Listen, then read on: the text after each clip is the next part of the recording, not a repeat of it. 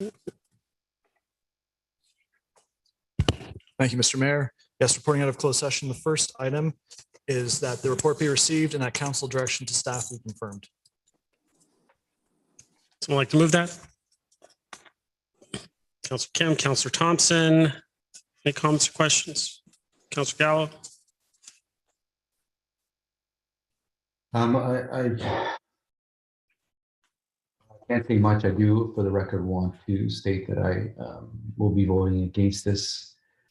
Once again, it's a decision that I think is in error. It's an error because we're being forced to make a decision. The impact of this decision is a direct impact on the tax dollars, tax base, and I can't agree with that. There were, I believe, options that we could have pursued. Unfortunately, we're not, and this is another one of those decisions that I guess will go down in history. And I want, for the record, to state that I am in complete disagreement with moving forward with this. Thank you, Councillor. For a call of vote, say I think this is an incredible decision that will benefit the community. Record a vote, Mr. Clerk. Thank you, Mr. Mayor. Record vote has been requested for the first item of council reporting out of closed session. Councillor Humphreys, how do you vote? Yes. Councillor Kim? Yes. Councillor Kim votes yes. Councillor Thompson? Yes. Councillor Thompson votes yes. Councillor Gallo? No. Councillor Gilliland is absent. Mayor Maracus? Yes. Mayor Maracus votes yes, and Councillor Gartner. Yes. Motion carries. Thank you, Mr. Clerk. Second item. Thank you, Mr. Mayor. There's 3 items on the agenda tonight. Items 2 and 3 were considered at the same time, so the motion is just to receive both staff reports. Mover and seconder. Councillor Kim, second. Councillor Humphreys. Any comments, questions on this one? Record a vote. Thank you, Mr. Mayor. Record vote has been requested for the second and third item of council reporting out of closed session. Councillor Gartner, how do you vote? Yes. Councillor Kim? Yes. Councillor Kim votes yes. Councillor Humphreys? Yes. Mayor Maracus? Yes. Councillor Gilliland is absent. Councillor Thompson? Councillor Thompson votes yes, and Councillor Gallo. Yes. Motion carries. Thank you, Mr. Clerk. Confirming bylaw. Someone like to move that. Councillor Thompson, Councillor Humphreys. All those in favor? Opposed? That carries. Motion to adjourn. Councillor Humphreys, Councillor Thompson, all those in favor? Opposed? That carries. Mr. Clerk, time is 7:08. I am going to call this council public planning meeting to order. Due to the COVID-19 pandemic, meetings will be available to the public via live stream only on the town's YouTube channel. To participate electronically, please visit aurora.ca/participation. We'd like to start by acknowledging that the land on which we live and work is the traditional territory of the Wendat, the Haudenosaunee, and the Anishinaabe peoples, whose presence here continues to this day. Aurora is part of the treaty lands of the Mississaugas of the Credit and the Williams Treaties First Nations. We acknowledge and thank them for sharing this land with us. A shared understanding of how the rich cultural heritage that has existed for centuries and of how our collective past brought us to where we are today will help us walk together into a better future. Council, can I get a motion to approve the agenda? Councillor Thompson, Councillor Humphreys, comments or questions? All those in favor? Oh, are we, Mr. Clerk? Sorry, everyone, your tablets for the vote. I'll call the vote.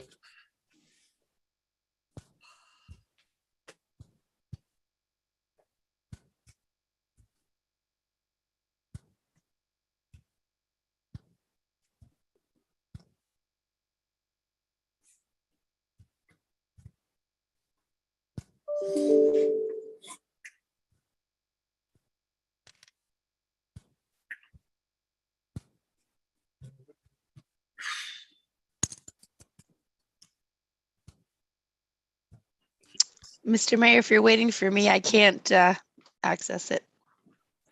Mr. Clerk, who are we waiting for? No, sit.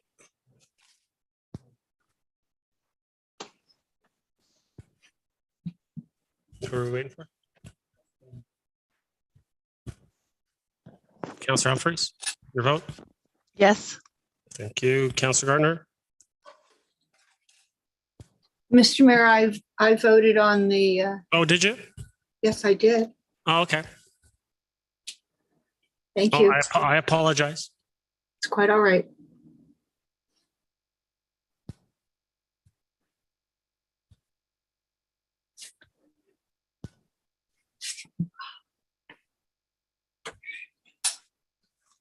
That carries. Any declarations of pecuniary interest? Seeing none. We have one item this evening. Oh, I got to read my, geez. We went through closed session. We've done a lot so far, Mr. Clerk. Well, everyone, welcome to Aurora's public planning meeting. The purpose of this public meeting is to inform the public and obtain public input regarding the proposed official plan amendment, zoning bylaw amendment, and site plan control applications. For the planning applications that will be considered by council tonight, the following process will occur. 1, town planning staff will outline the purpose of the planning applications being considered. 2, then the applicant will be given an opportunity to make a presentation and address issues raised in the staff report or public concerns already filed.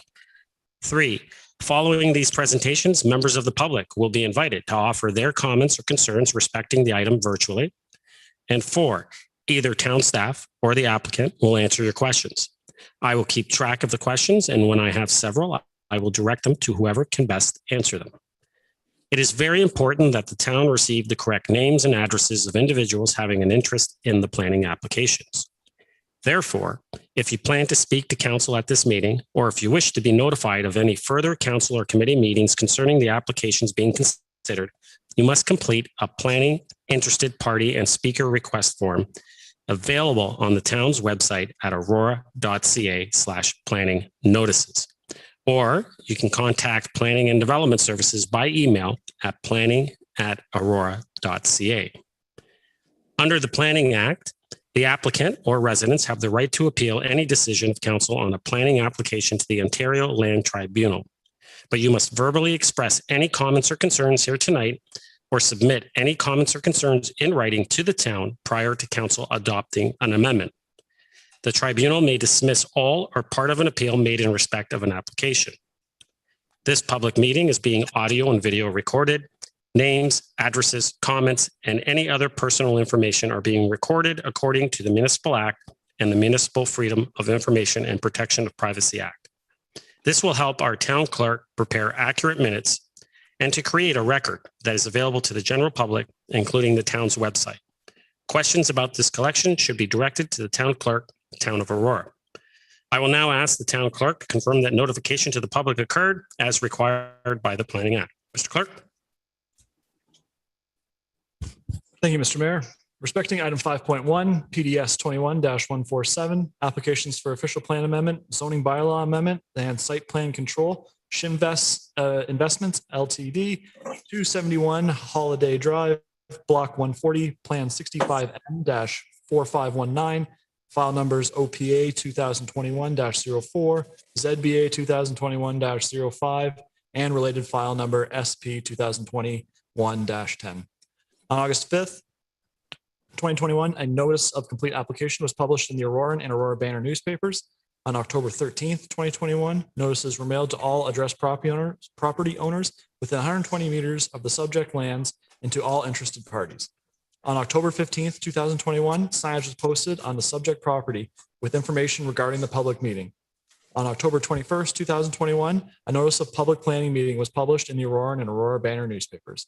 Public notification has been provided in accordance with the Planning Act. Thank you, Mr. Clerk. I will now ask the Director of Planning and Development Services to begin with the presentations. Mr. Waters.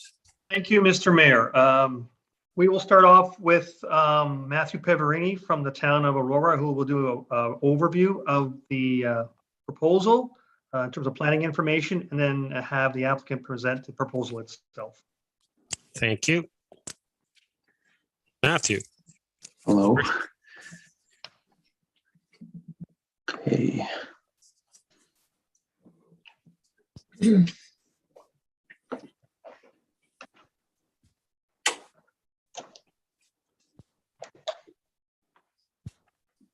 Just 1 second.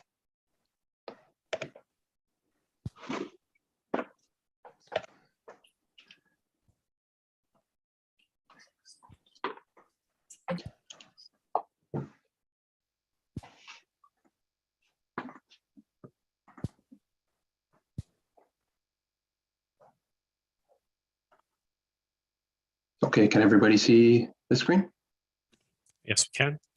Okay, perfect. Okay, good evening, Mr. Mayor, members of council, members of the public, and applicant and agent to the application. My name is Matthew Peverini, and I'm a planner with the Town of Aurora Planning and Development Services Department. We're here this evening for the statutory public meeting to present the proposed official plan and zoning bylaw amendment applications at 271 Holiday Drive, submitted by Shimvest Investments Limited, and to collect public input to inform the town's review at this stage of the development process. The subject lands are located at the southwest corner of the intersection of Leslie Street and Holiday Drive, as outlined in red on the slide. The lands are approximately 0.5 hectares in area, with an approximate lot frontage of 36 meters on Leslie Street. Former uses of the lands included a sales office for the existing community, and at this time, the lands are currently vacant with no vegetation. The subject lands are located within the 2C West community. To the north is natural heritage features, single detached dwellings, seniors apartment buildings, and mixed-use apartments. To the south are townhouse dwelling units, the Northridge Community Church, and the Stronach Aurora Recreation Complex. To the east is Leslie Street, Business Park Lands, or Interregional Commercial Center, and to the west are single detached dwellings and open space. On this slide, as shown, the subject lands are designated as Urban Residential 2 by the Aurora 2C Secondary Plan, or OPA 73. The intent of this designation is to promote well-designed and transit-supportive medium-density housing forms in proximity to community, recreational, and convenience commercial facilities, in accordance with the distribution of housing forms as identified by the official plan.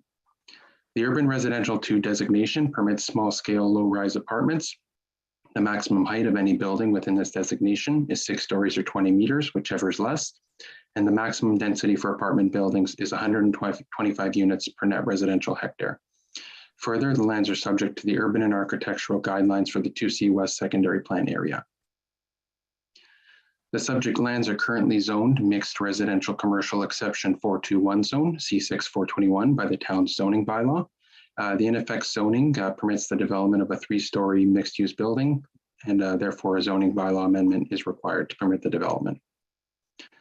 The applicant's proposing to develop the subject lands with a 6-story purpose-built rental apartment building containing 155 dwelling units and 2 levels of underground parking. At this time, the proposed development concept consists of 81 bedroom units, 52 bedroom units, and 25 3-bedroom units. Vehicular access is proposed along Badger Way at the south of the lands, and this driveway will also provide access to underground parking garage, loading and surfacing areas, and additional surface parking. Primary pedestrian access for future residents is located at the western limits of the building, and amenity areas proposed both indoors and outdoors. A total of 194 parking spaces are proposed to service the development, with 155 spaces for residents and the balance of 39 spaces allocated for visitor parking. On this slide, we have a couple of perspective renderings of the development. On the left is a rendering of the northeast elevation looking from Leslie and Holiday Drive. And on the right is a rendering of the southwest elevation, so looking from Badger Way. The applicant is seeking an official plan amendment to introduce site-specific policies that would amend section 3.3.2 E and F of OPA 73 for height and density. The proposed amendments include permitting a maximum building height of 6 stories or 26 meters, whichever is less, whereas the official plan permits 6 stories and 20 meters, whichever is less. And also permitting a maximum net residential density of 300 units per net residential hectare for small scale low-rise apartment developments, whereas the official plan permits a maximum of 125 units per net residential hectare for this type of build form. It should be noted that the regional municipality of York has delegated approval of the official plan amendment to the town of Aurora. Further, the applicant is proposing to rezone the subject lands to a site-specific second density apartment residential exception zone, RA2XX. Exceptions to the site-specific zone will introduce customized standards for lot area, lot frontage, building height, yard setbacks, parking, amenity area, and yard encroachments. The proposed exceptions are outlined in detail in Appendix B of the staff report. And I'll just make a quick note that as of yesterday afternoon, a minor change to Appendix B of the planning report was made and updated to the town's website. The lot coverage for the existing C6 421 zone in the chart was noted as a maximum of 25%. However, it's actually a minimum of 25% with no maximum. The proposed applications will be reviewed in the context of all provincial, regional, and municipal policy documents as listed on this slide. And to date, the first review of the applications has been complete with comments provided to the applicant. In reviewing the application, staff will be working with the applicant to secure potential community benefits as they are seeking an increase in height and density for the proposal. Further, staff are evaluating the appropriateness of the proposed applications as it relates to compatibility with the surrounding community and alignment with provincial, regional, and local plans. Staff are also evaluating the design of the development and technical comments stemming from the review of applications from engineering, transportation, parks, accessibility, Lake Simcoe Region Conservation Authority, and York Region needs to be addressed. The applications were also presented to the Aurora Design Review Panel on October 4th, which recommended exploring the opportunity for improved connectivity in the site design, having a stronger architectural expression for the Leslie Street and Holiday Drive intersection, encouraging greater setbacks and increased landscaping along Leslie Street and Holiday Drive to facilitate a more desirable interface for the public and private realm, and considering the community in the design of the building, looking at items such as building massing, materials, and angular planes. Several comments from residents have been received in advance of the public meeting. Generally, these comments included that the proposed development is incompatible with the surrounding community. There's too much building on a small site. That the proposed development will result in increased congestion and traffic, especially as there's only one point of entry and exit into the community. The community is not walkable and there's a lack of transit. Therefore, there's not enough infrastructure in place to support the proposed density. The proposed development will contribute to environmental issues and the destruction of local wildlife habitat. The condominium tenure is preferred. The proposed development does not include enough amenity space. Local schools are at capacity. Residents of the community live in the neighborhood to escape the urban density. And the plan for this parcel of land has since changed when the houses were originally purchased.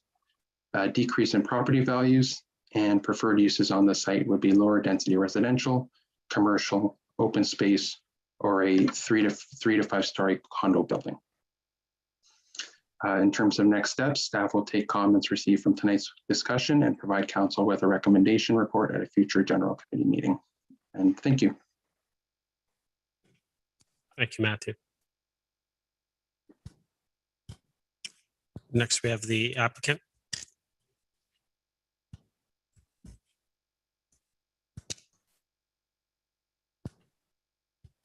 Good evening, Mr. Mayor and members of council. My name is Joan McIntyre. I'm a planner from Malone Given Parsons Limited. I have with me on our team Naz Hyatt from NAC Design, Richard Pernicki from NextTrans Transportation Planning or Engineering, and James Janzer from BNK Architects, as well as Frank Palombi from Ninvest Developments. Next slide, please. Before I start the presentation, I'd like to show some other examples of similar buildings to what we're proposing that are located in Aurora. 3 of these are in the vicinity of the town hall and one on Yonge Street north of Wellington. They're similar built form, but they have a lower density to what we're proposing because of the amount of surface parking they're providing. Next slide, please. I think Matthew has covered the number of units and the building heights. I'd like to note that most of the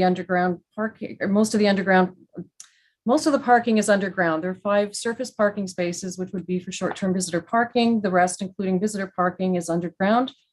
The building is close to major retail area, the recreation center, trails, natural heritage systems, major employers, transit, and the Highway 404. Next slide, please.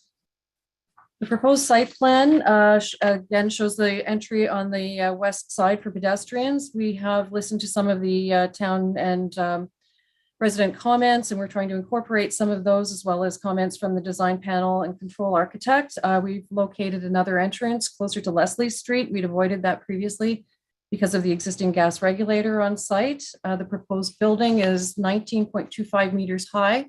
And the rooftop amenity area, which is now counts as height, is because it's not just mechanical, has an indoor amenity space, which is why we're asking for the increased height. Next slide, please. Our architect has done shadow studies showing the shadowing of the building for spring and fall. Summer shadows would obviously be shorter because the sun is higher, and it shows no impact on the existing housing. And most of the shadowing is in the afternoon and to the east where there is no housing. Next slide, please. As Matthew noted, the secondary plan permits a maximum building height of 6 stories or 20 meters. We are asking for up to 26 meters for the mechanical penthouse and indoor amenity space. Our density is quite a bit higher than the 125 in the current secondary plan, mostly due to the underground parking being provided on site, which is 2 levels. The current zoning standards of the C6, we're following those pretty much as established by the town through the Aurora 2C urban design guidelines. What we're asking for is the height and the 6 stories and the use of residential only that differs significantly from what was there before. Next slide, please. We've done numerous traffic analysis and other technical reports to support the study. The traffic analysis indicates that development will have negligible impact on the current conditions within the neighborhood. The parking provided on site is adequate, meets the town standards used elsewhere, and was subject to a parking study and is currently on the site. Next slide, please. Provincial, regional, municipal policies have goals for complete communities. This proposal will add to the mix of unit types and sizes, which are lacking within the town, and provide housing options for a variety of residents, including those with accessibility needs, singles, young families, and those who can't afford to own a home yet, or who prefer condo-style living without having to own a place. It's adjacent to Arterial Road with bike lanes and transit, and uses existing infrastructure and community facilities, and meets the provincial, regional, and municipal objectives. Next slide, please. Shinvest, Linvest built most of the surrounding neighborhood with high quality singles and townhouses. Changes in the market have allowed new construction of rental housing to make a comeback. And Linvest through H&R Developments has managed over 5,000 units on 29 properties throughout the GTA for over 5 decades. Next slide, please. We've listed some of the resident concerns and provided some notes on them. And we will be taking comments that we hear at this meeting and that have been presented by Matthew into consideration. The retail that's not going to be on this site will not be missed. We've done a market study. It shows Aurora is already well served with retail, with major retail just to the east on Leslie Street. There will be no environmental impact to the development of the development of the site. It has already been developed. It was subject to numerous studies through the Aurora 2C process. And the LSRCA has no concerns with the development on site, and the loss of any street trees will be replaced after construction. As we've shown before, height has no shadowing of existing homes, densities primarily because of the parking underground, and this type of tenure is in short supply in the community. And I'm sorry, I've rushed through this, but that ends my presentation. Thank you very much for your time. And as I mentioned before, the team will be here to answer any questions. Thank you. Thank you, Joan. I'm going to move to members of the public. First up, we have Fadi Daoud. Hi, good evening, everybody. Good evening. So through you, Mr. Chair, Mayor. So first of all, I just want to thank you and thank the councillors and all the town members for everything you do for our town and for our community. And I'm confident that at the end of the day, you're going to do what's best interest for us and for our community. So I just want to start by saying that we may have about 15 members of the public or so today to speak, but they're only a really small sample of the opposition that's out there. There has been a petition on change.org that's currently collecting, it's approaching 1,000 signatures. And if I may, I will share the link of it here in the chat. So, and in our block here, if I can guess, we probably have 300 homes or so. I obviously don't have the right number, but that would be my guess. But almost 1,000 signatures. Given that ratio, I think it's pretty high. The second point is the current infrastructure, like an example, like the kids park here that we have. I don't think it was built to handle that kind of traffic and that kind of volume, so how will that support the additional kids and their parents and any visitors and relatives they might bring along? So I feel like it will be extremely unsafe. Building more here is also going to destroy the wildlife. We're surrounded by a lot of beautiful nature around us. And that definitely puts it at risk. Also, there's been numerous studies out there that show that with more density, there comes more crime and safety problems. And I'll just give one as a reference from the Sociology and Criminology Open Access Journal.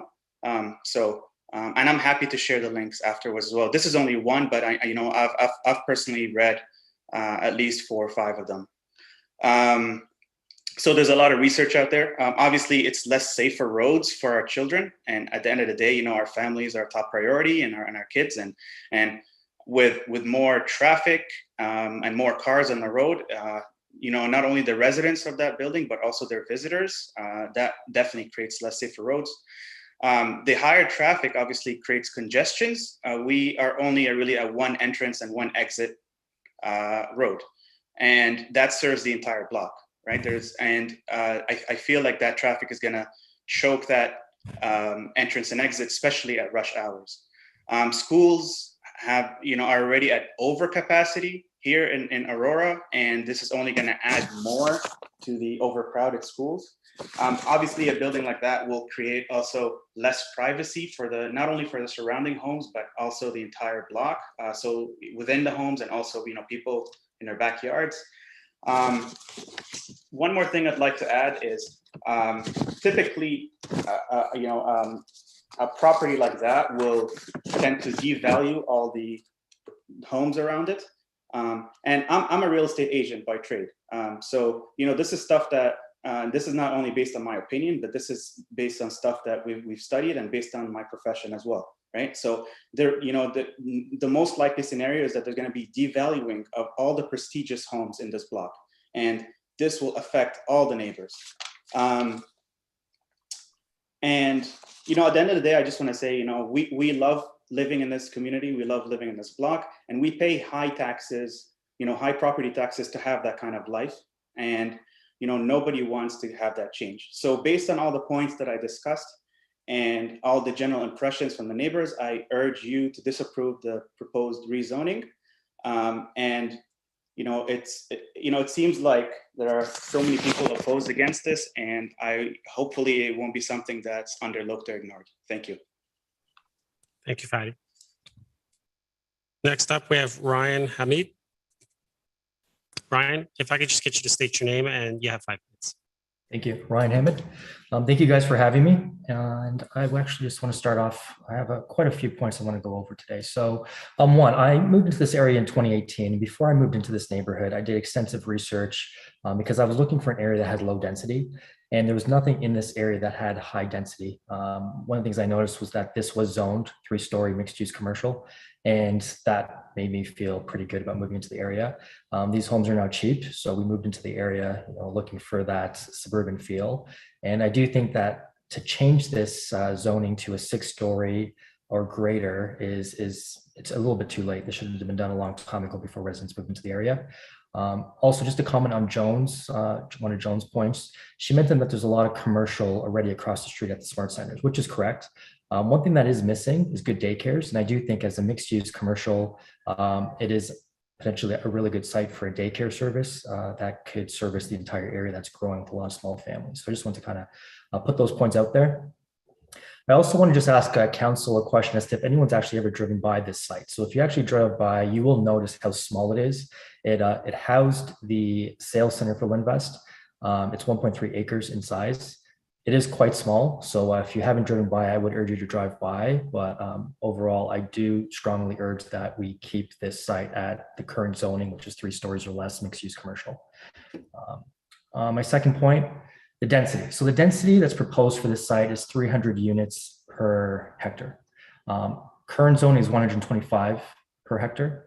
And I was communicating with Matthew in planning, and I asked him if there are any buildings within 120 meters of this site that has 300 units per hectare, and he confirmed there are not. I also asked if there are any buildings or any sites in Aurora that has 300 units per hectare.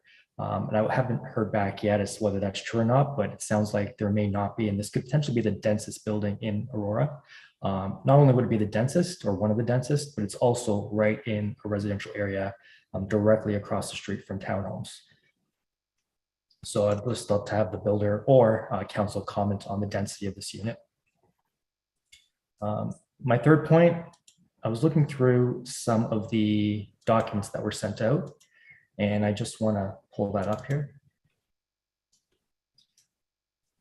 So the FSA report that I have up, and hopefully everyone can see that okay. The FSA report basically has a couple things that I had comments on. One, it mentions that the sewer would need to be removed due to a conflict with underground parking garage. So one of my questions I have for council and for the applicant is what kind of impact will that have on local residents if the sewer that's currently being used has to be rerun? Scrolling down. This is a big one. So the pumping station. So it's been mentioned that the pumping station has the ability to handle this area. Our family actually, we put in a swimming pool this past summer. And one of the things we had to do was we had to get special approval from the builder because the neighborhood was not yet assumed. And in doing that, we had to go through the builder's engineering company, which was Stantec. And when we inquired as to why this neighborhood was not yet assumed, we were told that one of the key reasons assumption has not yet happened is because there's a lot of issues with the pumping station. And with COVID and a lot of people now staying home, behavioral changes have caused the capacity of the pumping station to not be able to handle the load that's coming through. So it seems like there's a lot of work that needs to be done on the pumping station just to accommodate the current volume in the neighborhood. So I'm wondering how, if anyone can comment on that, but also how would the pumping station be able to handle 155 extra units? So one of the questions I had.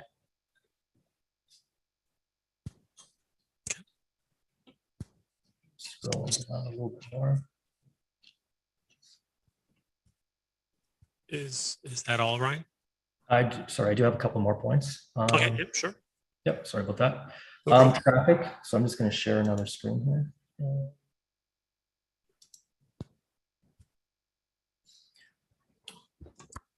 All right, so traffic. So initially the sales center actually exited and entered onto Leslie. So I know that's being changed where it's going to exit and enter onto Badger Road.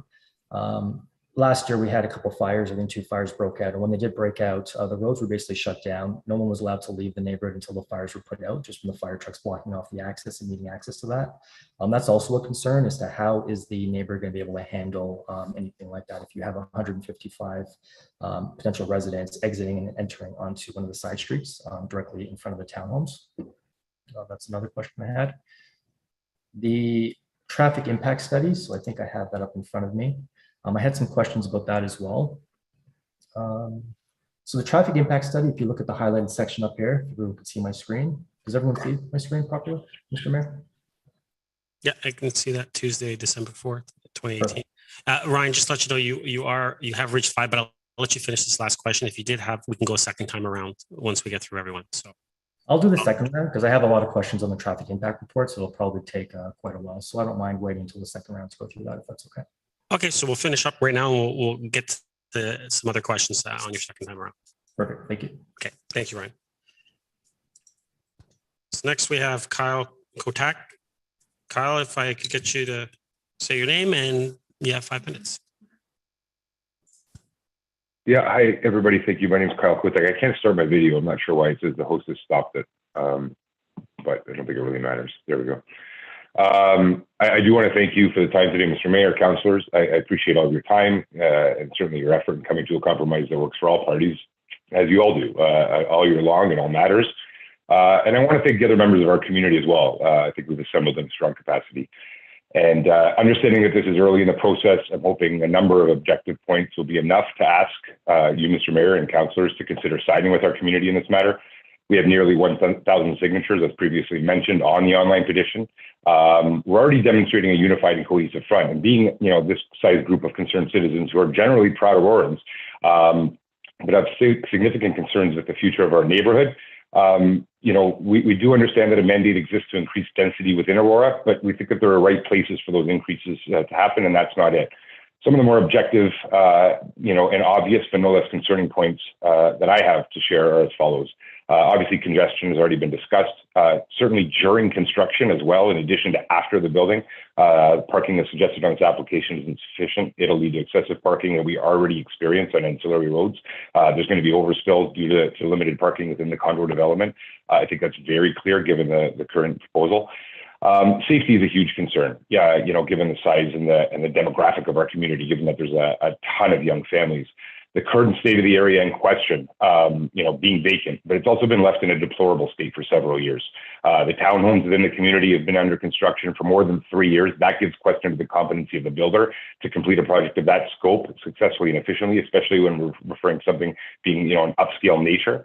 But the reality is that as a community, while we should have been maybe protesting the state of this given parcel of land over the last 3 years, being the entrance to our community and it remaining unkept, unsafe, and bringing a great deal of uncertainty as it relates to the applicant, his abilities to complete this project.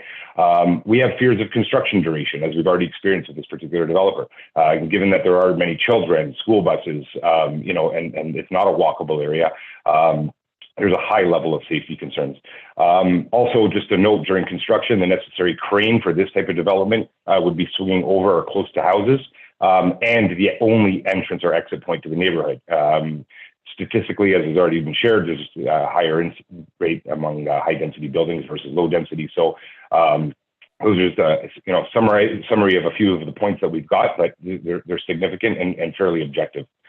From a community enhancement perspective, immediately north, there's a 4-story building that was constructed with substantially greater building space and setbacks. I can personally say that I don't believe that there's any justification for this size and density other than vendor profitability. The design of the building concept is visually not aesthetically appealing. It's not a charter fit for our area, but that seems to have already been addressed. Privacy concerns with such great elevation disparity from the condo to freehold towns that are within 100 meters. And the ambience of the area, which is a little bit subjective, but that would be completely altered from, condo reducing spatial the areas within the neighborhood. There's also a visual obstruction at the intersection unless setbacks are generous, which they're not as proposed. The amenities have been discussed. There's already an overburden of our local park and freehold amenities. There's a sports complex in immediate proximity that adds to that and exacerbates it on a daily, nightly basis, year round. There's no public transportation to support justification of such high density in a low-rise community. And we don't think that density can really be supported without significant transit and active transportation plans, which has not been demonstrated up until this point. I think it needs to be very clear that as a group, we are not against development, but rather we are for appropriate and respectable development, which elevates the community, and in this particular case, our community. Considerations pertaining to the entrance feature coming into the subdivision, strong architectural materials and design, significant reduction of dwelling allocation and others could be made fairly and justly. There are similar proposed developments just adjacent to this property, one just a little bit south, that are not being opposed to such a strong degree. And I think that's indicative of the community as a whole, understanding that development must and will occur. But there's an appropriate place for certain types of development. In this particular case, this proposal is not appropriate as presented. The 3-story mixed-use project, to give you an example, that is currently designated for that space, is actually probably the perfect compromise between what we want, which is nothing, and what the developer can establish a profitable business case for. The examples as shown by the applicant at the beginning of their presentation differ greatly with regards to how they're situated within their communities. And you can see that just from the single shots that they included. There's an incredible difference pertaining to access, and with only one access point to our neighborhood, it must be considered with absolute objectivity. I can safely say, just to conclude, that while our entire communities rallied together to protest this application, we're not protesting any development at all. To be honest, nobody would like to see that area finally finished more than I would or the rest of us would. It's been a sore spot for a long time. And it's going to near a decade of development by the time this community is completed with that one little given parcel. But at the same time but much as the same as we wouldn't suggest that just a park is the only thing that's acceptable, neither is a 6-story mid-rise. I believe that zoning and bylaws are in place for this exact reason, to protect our community from misplaced ambition. And I would just ask that Mr. Mayor and councillors, as our elected officials, that you protect us as designed in this case. Thank you. Thank you, Kyle. Next up, we have Nicholas Gomez. Yes, through you, Mr. Chair. Thank you very much. Good evening. If I could just get you to state your name, and you have 5 minutes, Nicholas. Yep, thank you very much. So Nicholas Gomez, Mr. Chair and esteemed members of council, thank you very much for accommodating so many residents to voice their concerns regarding this project. So again, I moved to Aurora approximately 4 years ago to raise a family. 4 years later, we have 2 young children with a third on the way. The number one thing that appealed to us regarding Aurora was safety. Great place to raise a family, great place to live. And Mr. Mayor, I would say that's a testament to yourself as well as your fellow council members. So thank you for everything that you do. However, the current site that is proposed is not set up to accommodate high density 6-story building, regardless if the entrance is off of Leslie or off of Holiday. As you can imagine, there are numerous families that live in this area, new subdivision. We all have young children, whether it's walking to the store to get an ice cream or walking to the park so the kids can play. This proposed change to the plan provides zero benefit to the community. I have yet to see the benefit, by the way, from Joan's presentation. I would argue it would actually make the community less safe during construction and post-construction. Now, we fully understand, as Kyle said, the municipal and provincial plan for high density and affordable housing. But in our opinion, this is very, very aggressive for such a small parcel of land. As Ryan mentioned, this is going to be, would become one of the highest, densest places in Aurora. There's only one entrance into the subdivision. And by the way, that's a good thing. So on any given night during soccer season, the traffic can become extremely congested from 3 p.m. onward. And one thing I noticed from the traffic study is that traffic study was done in the dead of winter. That was done in December. I would ask that traffic study be done from April until September, and you will see the congestion. The parking for the soccer field on any given weeknight, which by the way is a good thing, we'd love to see the soccer field packed, but on any given night, there are tons of cars coming in and out of that soccer field. Again, there's only one entrance or exit. Now, due to the other amenities in the area as well, whether it's the tennis dome or the baseball field, people mistakenly or overflow of traffic from other areas also come down the street to park in the soccer parking lot. Not to mention the park that it's specifically used for. So as you can imagine, adding 100 or 300 dwelling units to this area would become severely, severely congested. So we also understand the benefit of a soccer field far outweighs the cost of having to deal with congestion, but this proposed change to the plan, again, would offer zero benefit to the community. What's being proposed would be the densest building in Aurora. So like Kyle stated, we're not objecting to this proposed change to say build nothing and leave it as an empty parcel of land or put a park. We're objecting to this proposed change because it needs to be the appropriate development for this community. What's planned was a 3-story mixed dwelling, mixed commercial use with residential, which I know for some people is not appropriate as well. We would like to see townhomes go there, but I think it is a good compromise. I think the 6-story proposed 300 dwelling unit is far, far too aggressive. There's already 3 7-story towers going up at the corner of Leslie and Wellington, and I would assume there was minimal objection to that. Thank you, Mr. Chair, and I will yield back some time. Thank you, Nicholas. Next, we have Scott McGillivray. Scott McGillivray. Yes, thank you very much, Mr. Mayor. Hey, Scott, how are you? Thank you and you have 5 minutes. Thank you very much. I wanted to compare this 271 Holiday Drive to 155 unit 6-story apartment building to the other apartment buildings and condos within Aurora. I drove around Aurora. I took a look at a lot of the apartment buildings and condos. Chartwell was actually one that I went to. I know that you guys had it on your proposal. It's 5-story, 55 outdoor parking spots, whereas the 271 has 5 outdoor parking spots. 111 Civic Square Gate has 25 outdoor parking spots per guest. 180 John Westway has 20 outdoor parking spots per guest. Central, Yonge and Wellington has 19 outdoor parking spots for guests, and our favorite, the Arbors, pretty much right next to us, 4-story building, has 36 outdoor parking spots for guests. All these buildings also have guest parking spots underneath as well. It just shows how much you're cramming into one small space. I think it's a little bit too much. Well, I know it's a little bit too much, and nothing at all compares to the density of this current build. Due to the lack of above ground parking, I did speak with a number of the facility people at those facilities, and they did mention that once the guest parking on the actual above ground parking is full, people typically park on the street just due to convenience. So imagine what Badger Row Way is going to look like if people are parking all over that street. So nothing at all really compares condo wise to that. Something else I wanted to bring up too, you had the entrance for this apartment building on Badger Row Way. In your traffic analysis, it says the driveway access on Badger Row Way is to avoid conflict with peak hour egress on Holiday Drive. And now that traffic analysis to me shows that you guys are aware there is congestion traffic issues with this 155 unit high density build. So the fix from what I'm seeing is to push the congestion farther into our subdivision onto Badger Row Way, which I don't agree with at all. Badger Row Way, I'm not sure if you're familiar with it at all.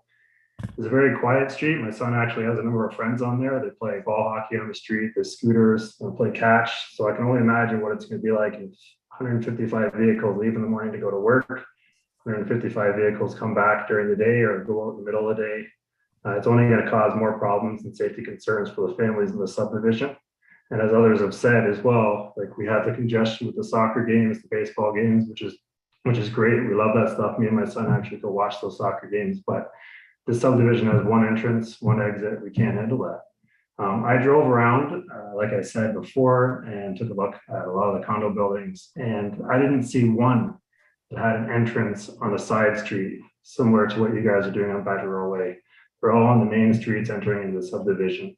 So I don't really agree with that. And yeah, I don't think it works in the subdivision. So I urge all council members not to approve this current changes. And yeah, I don't think it's the appropriate thing for our property. Thank you very much. Thank you, Scott. Next, we have Edmund Young. Edmund, if I could just get you to state your name and you have 5 minutes. Mr. Chair, member of the council, and everyone online, good evening. Has anyone even tally up the number of individual exceptions that the developer has asked for? I have a few. Zone category change from C6 to RA2, setback on 4 sides, height, indoor amenity percentage, minimum lot size, maximum lot coverage. I would like to talk about 2 key points this evening: density and the lack of indoor amenity for the proposed rental apartment building. First, on density. The maximum density for UR2 destination is 125 units per net residential hectare. The total number of proposed rental apartment units is 155 units within the 5,250 square meters. This equates to a density of 295 units per hectare. That is 240% of the maximum. Based on Statistics Canada in 2016, Vancouver was the city with the highest density in Canada, approximately 19 units per hectare. The proposed 300 units are 16 times denser than Vancouver. The densest city in Canada. Again, if the densest city has 19 units, why do we want to jam a tiny area equivalent to 70% of a soccer field with 155 apartment units? The frontage is only 36 meters. That is about 118 feet, just like the depth of a single detached home. And why in Aurora? Members of the council, if you have not seen this piece of land, you should come by and take a look. Remember the 118 feet? That was the total width of the whole lot. Now you have to factor in the building itself, setbacks on both north and south side, walkway, parking, driveway. There will not be easy access for any service vehicles, let alone emergency vehicles. And to top it all off, the front setback is 1.5 meters. Also, for maximum lot coverage requirement, RA2 allows for 35%. This is 47. I think this plan is extremely dense. Next, please allow me to talk about amenity. From the bylaw document 7.52 amenity area, section 7.52. Apartment dwellings, units, or any multi-unit development shall provide a minimum amenity area of 18 meters per unit and provide a minimum of 50% of the required amenity area as interior amenity space. So again, the indoor amenity proposed is only 17% of the total. The bylaw requires 50. The lack of space will create social issues for many years to come for this building and the community. I think the community is united on this matter. We urge council not to approve the current proposal and call another planning meeting to get more public input. We also have to be responsible to future residents who will live in this building.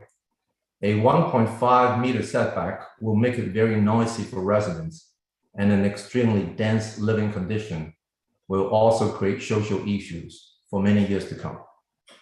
Thank you. Thank you, Edmund. Next, I have Ariel Liu. Hi, Ariel. If I could just get you to state your name, and you have 5 minutes. Sure, thank you.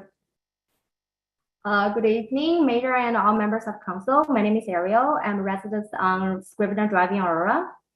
I believe Kyle and Edmund all mentioned about the setbacks, and I would like to say a little more about it. I have to say that Shinvest has very aggressive setbacks proposed. First, allow me to explain the definition of what a setback just for people who doesn't know it clearly. According to the Town of Aurora zoning bylaw document, setback means the distance between a lot line and the nearest wall of any building or structure. In other words, setback is the distance between your neighbor's exterior wall and the property line. So Shinvest wants to change the existing 3-story mixed commercial residential C6 zoning to 6-story residential rental apartment zoning RA2. So based on the zoning bylaw, the requirement for RA2 front setback should be in no case less than 9 meters from the street line. But Shinvest proposed 1.5 meters. It's unrealistically crazy. How wide is 1.5 meters? It's even less than my arm span. I'm almost 1.6 meters tall, and my arm span is almost the same. So can you imagine a 1.8 meters tall man stretching his arm on this 1.5 meter sidewalk? Like almost 1/3 of him will be out on the street. And also, what if a vehicle rushed onto the sidewalk? How can the pedestrians avoid it? Where could they go? On the wall like a Spider-Man? Like, no, they wish. Well, it sounds funny, but actually, if this really happened, it will be a tragedy. And the proposed aggressive front setback also means any future residents moving into this building will have a lot of noise as they're too close to the street. It's the same story for the north and south side yard setback. The requirement is 9 meters versus proposed 3 meters. It's just way too narrow. The requirement for rear yard setback is 9 meters and the proposed setback is 6 meters. And I don't know how garbage trucks or fire engines or any sizable service vehicles could turn around at such a narrow space. And my question is, what is the setback to Leslie for the building at the northwest corner of Leslie and William Graham? How does it compare? So yeah, that's all for now. Thank you. Thank you, Ariel. Next, we have Selena Zhang. Hi, Selena, if you could just state your name and you have 5 minutes. Sure. Hi, good evening, Mr. Mayor and all councillors. Thank you for giving us this opportunity to speak up our concerns and opinions about this application. Personally, I strongly object to this proposed plan, and all my family members want to say no to this plan as well. The development is not beneficial for any existing residents in our community, and we believe this proposal is an overdevelopment plan. In addition to my neighbors' concerns, I would like to talk about our concerns about the school system and the residents' privacy. So we don't think there are enough school spaces for the upcoming huge increase of population in our community. And the change of the original plan actually will ruin the privacy of the residents who live in the townhouses beside it. First of all, overdevelopment will bring too much pressure for our school system. 155 units means 155 families. Let's say average 1.5 kids per family, then we'll have more than 200 kids needing to go to school. And we have to think about what the current school situation is for our community. Currently, schools' capacities are already about full. So some students have to attend school in portables, not in the buildings. And some students have to go to school much further. If you check on York Region School Board website, you can see for elementary students, our community was supposed to go to Hartman Elementary School. However, right now we are holding at Aurora Grove Public School because Hartman is already full. Aurora Grove student number this year is also approaching the maximum number. And all classrooms in the building are full. So they are adding more portables to have enough space for students. And students in portables, they need to go to the building for using bathroom and even wash their hands. And it does take time. About the distance between schools and our community. So we can simply see from Google Maps, it's 5 kilometers from Holiday Drive to Aurora Grove Public School and 7 kilometers to Devon's Drive Public School. And if you think it's not too far, then think about how far it is from the west boundary of Aurora to the east boundary. It's only 8 kilometers, which means our small children must travel across the town to go to school every day. And we all believe our children deserve a better study environment and a shorter commute. So dear counselors, you may think school is not your jurisdiction because York Region School Board will adjust and plan for new schools. I would agree if all developments are under planned because this application we are discussing today is an overdevelopment plan. And we have to think about the unexpected pressure on our school system. We have to think about how long it will take for York Region School Board to plan and build a single new school. So let's share our experience here. From York Region School Board website, a new school is proposed to open in 2024 on William Graham Drive. If it opens on time, then it means it took us at least 6 years from the date we bought the house and 4 years after we move into the house. This is a long time. And this new school will only solve the current problem, but won't be enough for if community is overdeveloped. So our concern about school is valid and should be considered. And second is, I would like to mention our concerns about privacy issues. The proposed building is too close to the neighbors in the townhouses, as the proposed setbacks are way lower than the requirements. The proposed front setback is 1.5 meters, south and north are 3 meters, and rear yard is 6 meters. It sounds like a plan for single house setbacks, isn't it? The distance is less than 10 meters between the proposed building lot and the townhouses. We can imagine people standing in the building can easily see what the townhouse neighbors are doing. And this is not acceptable. So these are the two concerns I would like to bring up tonight. And people move to Aurora for good reasons. We love Aurora, and we move here because it's a beautiful town. We don't see overdevelopment in the Aurora in the past, and we believe we can have a better living environment here. So we would love to see growth and better future in Aurora. Hopefully it will never be overdeveloped. A 6-floor rental residential building is totally not acceptable. And I would like to thank you all, Councillor, for listening and considering our concerns and opinions about our application. Please do not approve the proposed changes at this point. We should seek more feedback from the community in another public planning meeting. Thank you. Thank you, Selena. Next, we have Jingyu Hu. Welcome. If we can just get you to state your name and you have 5 minutes. Okay. Hi, everyone. My name is Jing, last name Ku. First of all, thank you for giving us the opportunity to speak out in this public meeting. And I would like to touch on some safety concerns. As Ryan, Scott, everyone really talked about the safety concerns. I just want to also emphasize on some points. Safety concerns relates to traffic, parking, environmental density, and rental apartments. Our neighborhood is very different, as everyone that mentioned. It's very unique that Holiday Drive and is an enclosed community with only one exit, which is on Leslie Street and Holiday Drive intersection. We all have to exit from the street to get to another destination. This street has 2 lanes on each direction, and any oversized trucks parked on that street will block the entire exit or the entrance.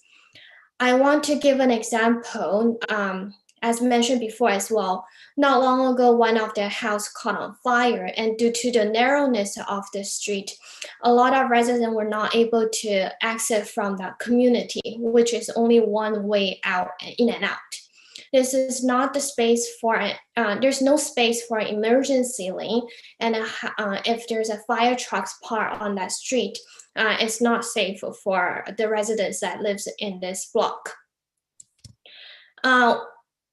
And also, are there any plans for the before and during the building construction? Any construction trucks on that street will block all the traffic. So people with kids going to school and after work.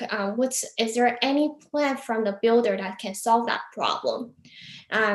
So in the safety level, I think that's a very main concern from our neighborhood. And if people with kids running around the street, and I feel it's not really safe for kids during the construction, before and after the construction.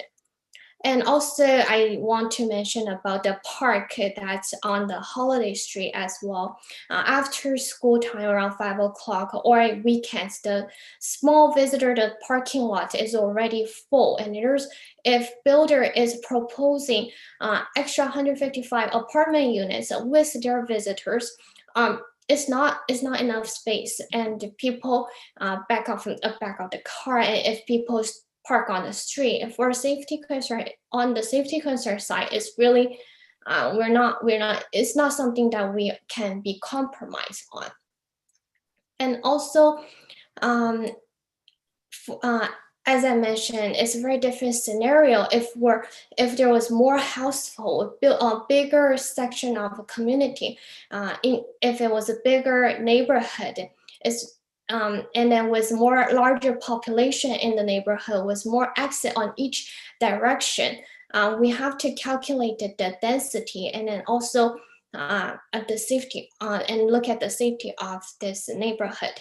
I respect that we need more rental apartments and respond with rental demands, but this proposal needs to be in the right location. It needs to be calculated precisely and planned the best to build based on all communities' feedback. And again, I want to emphasize that this safety concern touch on all the aspects. We are the one who live in this community, and we bought into this neighborhood without a vision of a rental apartment. And that's been proposed in housing plan, and the developer is pushing to changing the zoning.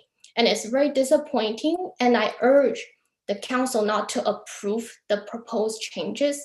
And thank you for giving me the opportunity to speak in this public meeting. Thank you.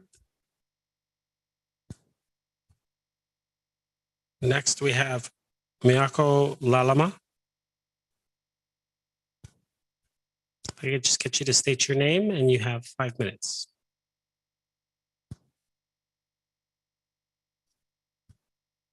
You don't see him on there, Mr. Clark?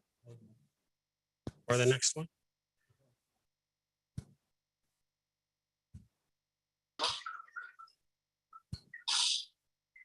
Is Mike Visconti there?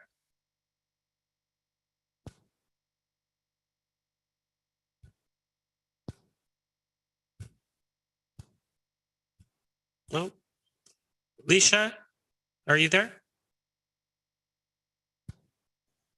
Yes. Hi, Leisha. So you're up next. If you could just state your name, and you have 5 minutes. Oh, okay, thanks. Hi, everyone, I'm Lisha. Yeah, the number of the 271 Holiday Drive. The Sheriff has made application for zone amendment. So do you know what the errant application mean to Aurora? They provide say that the most break up photo soup. So I have 3 opinions. The first one, the town of Aurora is small town, atmosphere located at the great GTA, like a back garden of the downtown.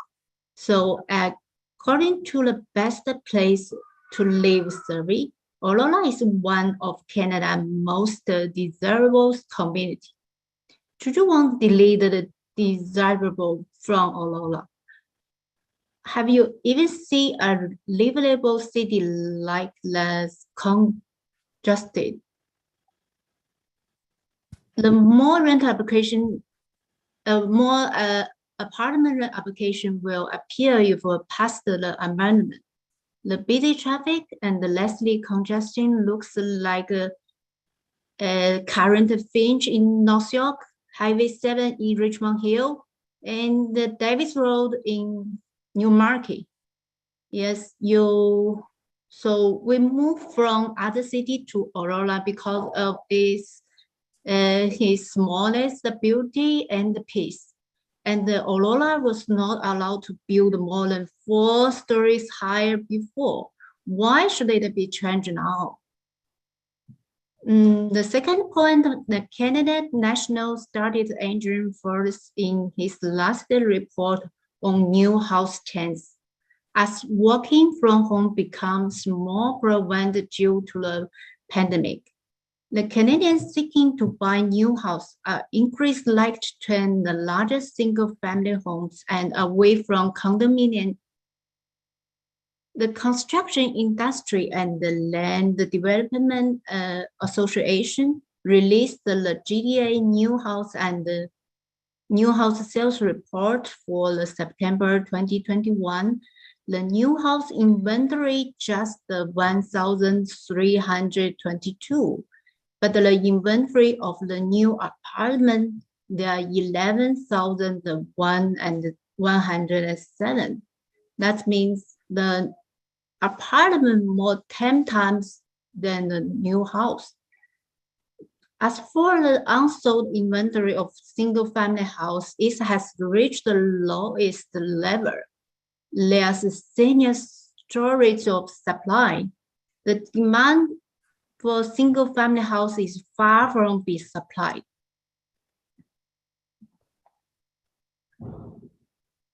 And I can show the picture. Okay, it's okay. Yeah, just the single-family house has been completed, not yet sold, has dropped the lowest point since 2010. The third point, from south to north, there are no high-rise residential building on Leslie. Leslie is not a good community place for the residential of the apartment. Most tenants in the apartment do not have a car, If they switch from Leslie to Yonge, it will take more than 1 hour to commute. So finally, we urge the council not to approve the proposed change at this point. We should seek more feedback from the community in another planning meeting. Thank you. Thank you. Mr. Clerk, Cynthia's here. Cynthia? Are you there? Hi, Cynthia. If I could just get you to state your name and you have 5 minutes. Okay, okay. Oh, can you see me and can you hear me? Yes, I can see you and hear you. Go ahead. But why I cannot see you all? Anyway, I just came back for this meeting, and I have been living in this neighborhood for a few years. I'm the nearest houses moving into this area, and I love this area, and I love this neighborhood. But with the changing of the zoning, and I did more than 100 residential to this neighborhood, I have a lot of concern to the safety and also to the privacy for the nearby townhouse.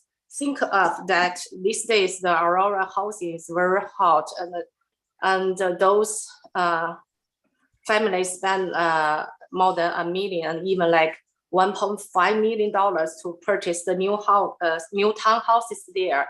But they, based on the original planning, they're supposed to be 3-story building, but now it changed to like 6 double height of the in height. So think of them. I don't think they can accept it. They spend so much money, but their privacy got compromised. This is really a big concern. And another thing is, because I just joined this meeting, I don't know if the other my neighbors, my dear neighbors, already stated or not. But again, I want to emphasize that the safety issue and the safety, including the escape. For example, I think my neighbor already mentioned a few months ago there is a fire, and we only have one exit, and it's already got it's already have a lot of issue for the people to transport to get out of our houses. And think of there are a lot of trees and forests around us. If there is a fire, how can the current resident get out of a house safely? And in addition to those new more dense units and their families. And another thing is about the case. There were only 5 parking lots. Think of in the weekend and in the summer, autumn, there were all the visitors coming and parking their car in the holiday street and all the nearby streets. And the kids don't know, they still play around, and there's so many cars. We have a lot of concern about their safety. So I still we moved to Aurora because it's less dense and it's beautiful, it's well organized. But why you have such a big changing? And I doubt, is this for such over development is only happened this time in our neighborhood, or will happen everywhere in Aurora? Think of if you live, I believe you all of council living in Aurora. Do you think someday in your neighborhood or in front of your house there is a high-rise building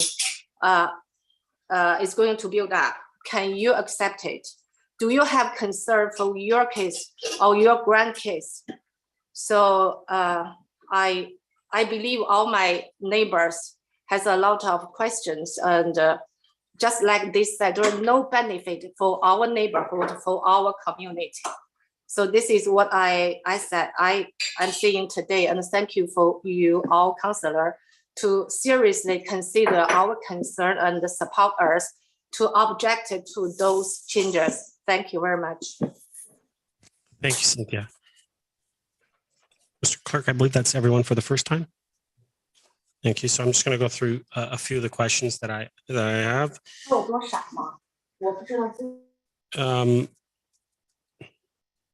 Mr. Waters. Yes, Mr. Mayor. Is there or will there be a construction mitigation plan in regards to truck parking, etc., during construction? Yeah, through you, Mr. Mayor. Yes, sir. There will be a construction management plan that is a condition of the site plan.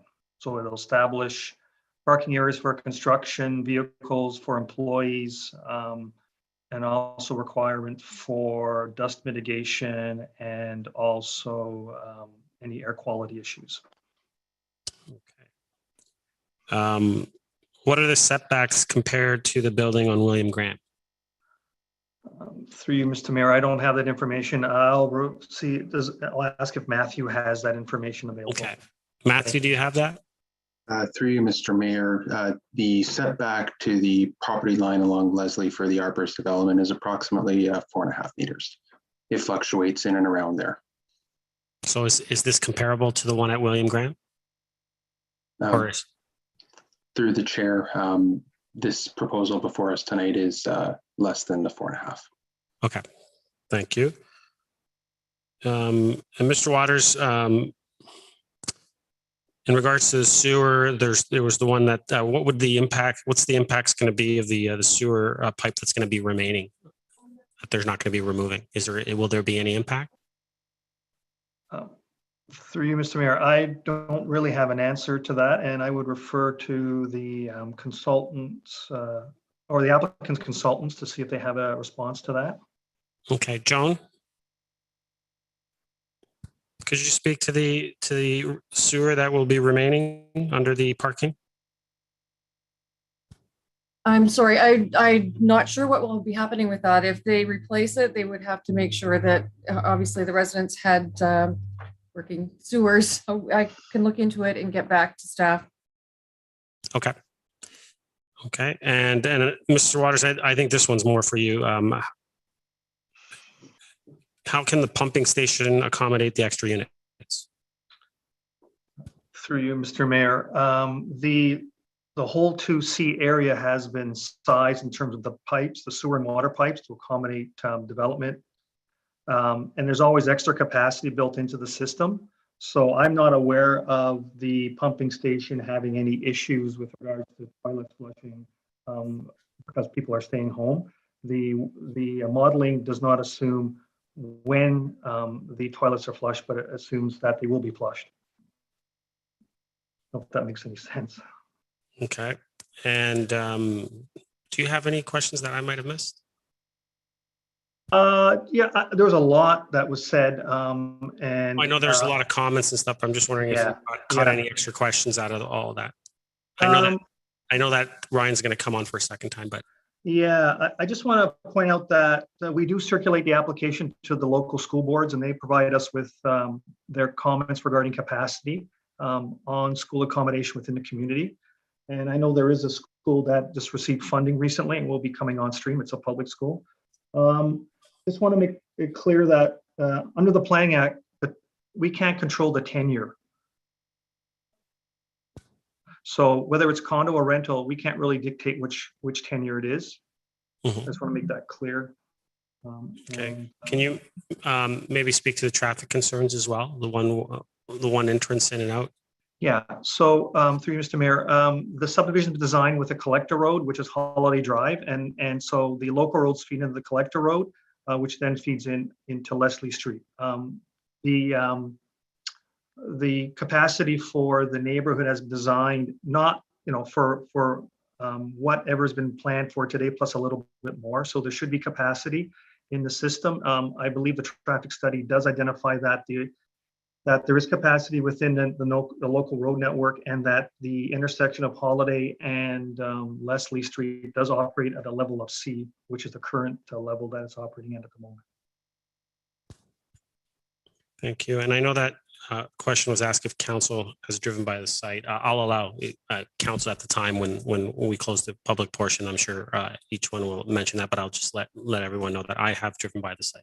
So I have seen it personally.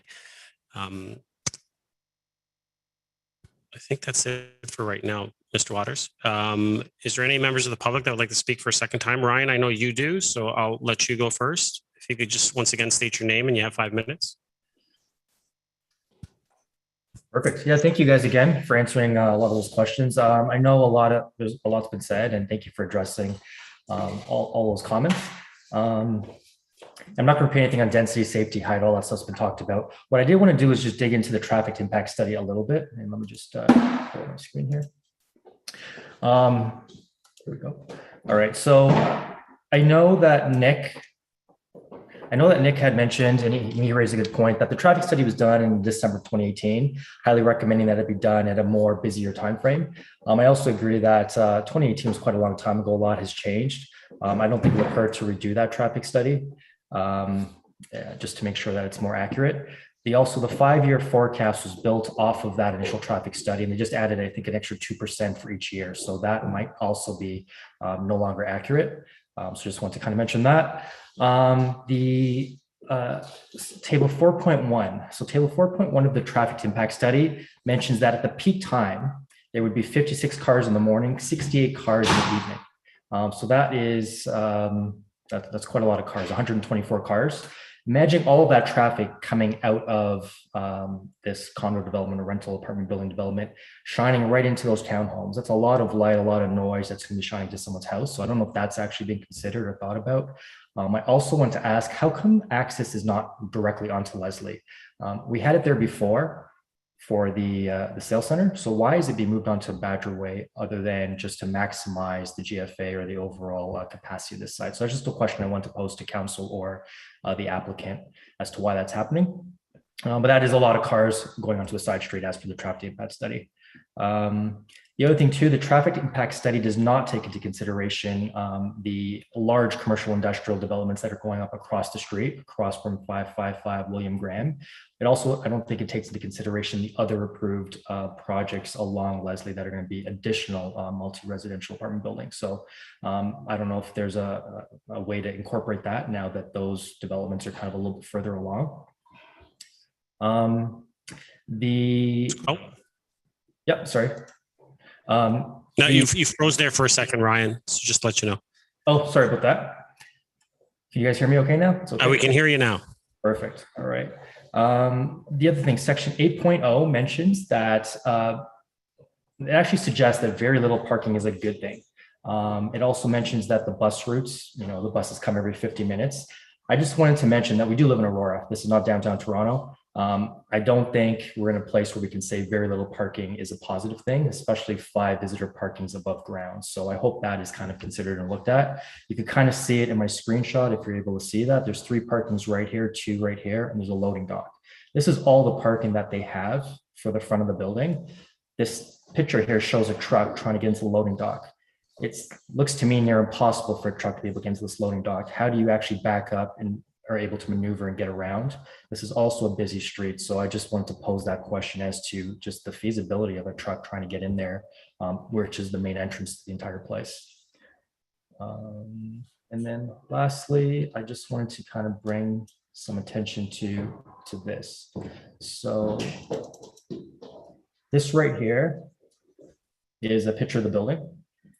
And I'm just going to zoom in. It says 6 stories, but this is actually a 7-story building, which I was actually surprised at when I read this earlier. So it's actually 7 stories because the top part is where the mechanical systems are. And the mechanical system is also going to be sharing some space with the amenities, which is not including the GFA. So we have 7 stories, 24.25 meters above ground. And I did some calculations. That's a quarter the size of the Statue of Liberty. So that's a pretty tall building to stick in a residential area. So just want to raise some awareness to that.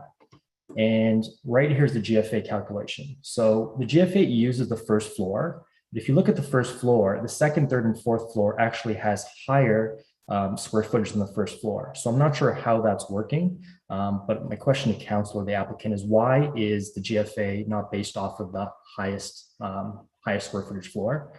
And also, why are the amenities, the 100 meters squared of amenities, not included in the GFA calculation? So that's some of the other questions I had. And I believe that is it that I have for you guys. Okay. Oh, sorry, my last point, sorry, is, one more point. I noticed that just next to the Esso station, so just right next to the Esso station, there are 3 buildings being proposed, 300 units in total, each building being 100 units. So that's 100 units, whereas this is 155 units on a much smaller site. So again, I just wanted to, like, comparing apples to apples. This has 50% more units versus what's being proposed. I don't know if it's approved or not, right next to the Esso station at Leslie and Wellington. And that's it. Thank you, councilors, for your time. And just in closing, I really do strongly recommend you guys oppose and send this back to another public planning committee. We do have, again, as someone mentioned, 800 plus signatures. A lot of signatures, a lot of opposition, as you've heard, a lot of comments. So really, I think this should go back for second public planning committee meeting so that we can give the developer a chance to really revise this and hopefully put something forward that the town is a little bit more acceptance of. Thank you, guys. Appreciate it. Thank you, Ryan. Are there any other members of the public that would like to speak for a second time? Oh, Ariel, go ahead. I can just get you to state your name again and you have 5 minutes. Sure, thank you. I also have some concerns about the environment. Well, environment is not like few trees we are talking about. It's about all living and non-living things surrounding us, such as noise pollution, garbage collection, etc. I would like to say something about garbage collection. Based on my research, multi-residential waste diversion is historically a challenging program for York Region. There are so many reasons, such as frequency of tenant turnover, like lack of support by building management, or buildings do not have enough space to provide for convenient collection programs, etc. Some of these challenges are aggravated by building fire codes and concerns over vandalism and vermin. Based on York Region's integrated waste management master plan, York Region is still working on the plan that by 2031, a gross density target of 200 residents and jobs combined per hectare. So my question is, how the proposed building handle the garbage collection for a density of 300 residents per hectare right now? Like in York Region, Markham and Richmond Hill provide 3-stream municipal collection for multi-residential buildings. Aurora provides 2-stream municipal collection for multi-residential buildings. So how the proposed building adapted in the future if Aurora changes to 3-stream collection when they already have such a cramped space? Well, just like Betty said, Aurora is well known for its beautiful natural environment. We have numerous parks, trails, woodlands, and numerous golf courses around this area. We choose Aurora as our home because it's really like what the town strategic plan said. Aurora is a good place to live, live, work, and play. And it's a growing modern town with that older small town feel and charm. We hope our beloved small town keeps its goal of supporting environmental stewardship and sustainability, and don't in the direction of extremely high density buildings. According to 2018 census profile, the average Canadian family size is 2.9 people. It means that the population will grow by at least 465 people if the proposed building is approved. So that is a crazy number for a community which has only a little more than 400 units. We also have a lot of wildlife along the many trails in the area, and any overdevelopment will destroy their habitat. So overall, we urge council not to approve the proposed change at this point. We should seek more feedback from the community in another planning meeting. Thank you. Thank you, Ariel. Thank you. Edmund, if I can just get you to state your name and you have 5 minutes. Sorry, Edmund Young. Thanks, Mrs. Chairman. This is more for the LiveVest representatives. You show us a nice mixture of the 4 different buildings. And I can see that the color palette is lighter and trendier. I don't see that for the proposed building. So that's number 1.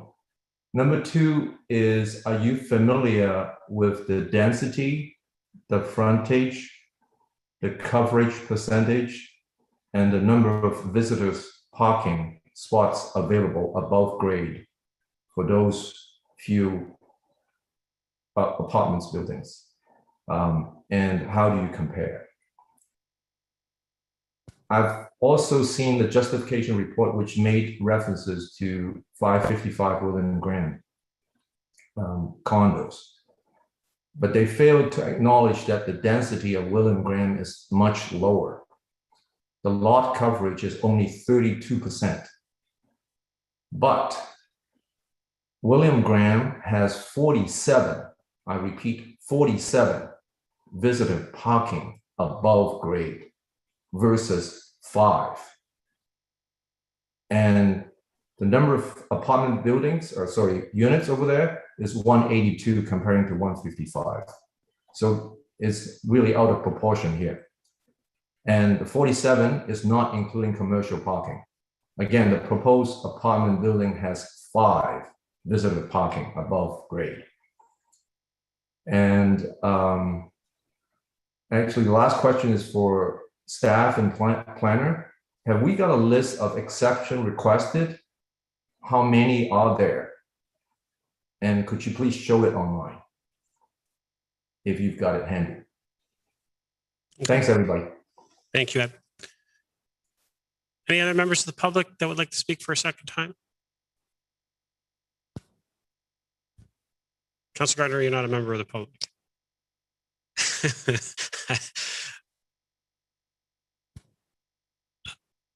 I'll get to you once we close the public portion.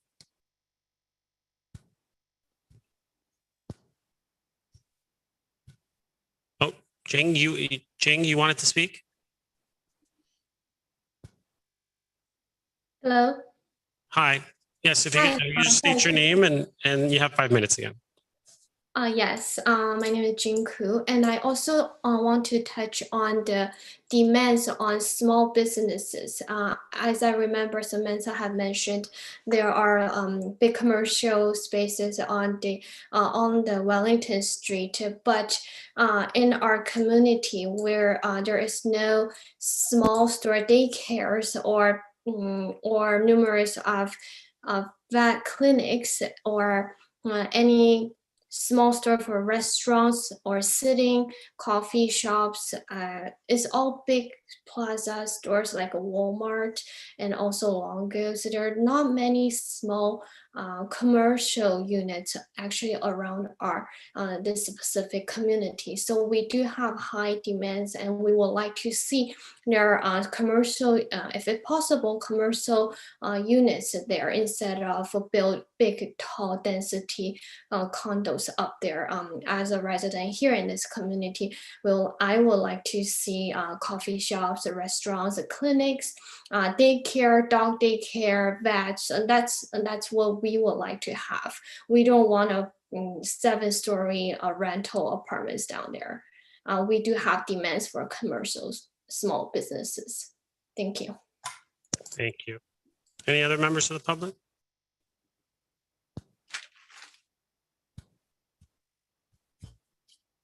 See none, I'll ask Mr. Waters. Traffic study was done in 2018. Can the traffic study be done again to be more accurate for today's day? Through Mr. Mayor, 2018 is pre-COVID, so the volumes are relatively normal. And we've had this issue with other counts across the town, is that we're returning to pre-pandemic traffic volumes. So I'll ask if we could ask the consultants to advise on that. I believe that's one of the comments we do have from our traffic analyst is the time of the and the date of the counts that were completed in the study. Sure. Joan? Through you, we have Richard Pernicki, who prepared the traffic report, available to answer questions. If you could speak. Thank you, Joan. Thanks, everyone. Introduce myself as Richard Pernicki. I'm principal with NextTrans Consulting Engineers. We're a traffic engineering company specializing in the preparation of traffic impact studies for development applications such as this. I'm also a resident of Aurora, and my office is in Aurora. So just so you know, I have a lot of local knowledge and flair. So to answer the question regarding the traffic counts, December, I heard through a couple of the residents, December is a very representative month to undertake counts.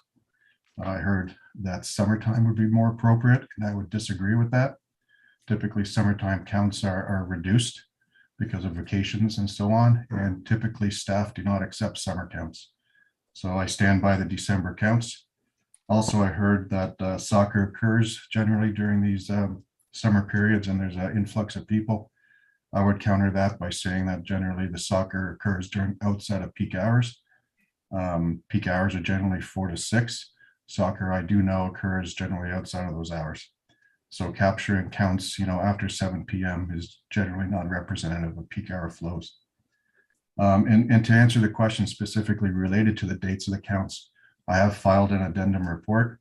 And none of the comments presented from the town engineering department identified concerns with the date of the traffic counts.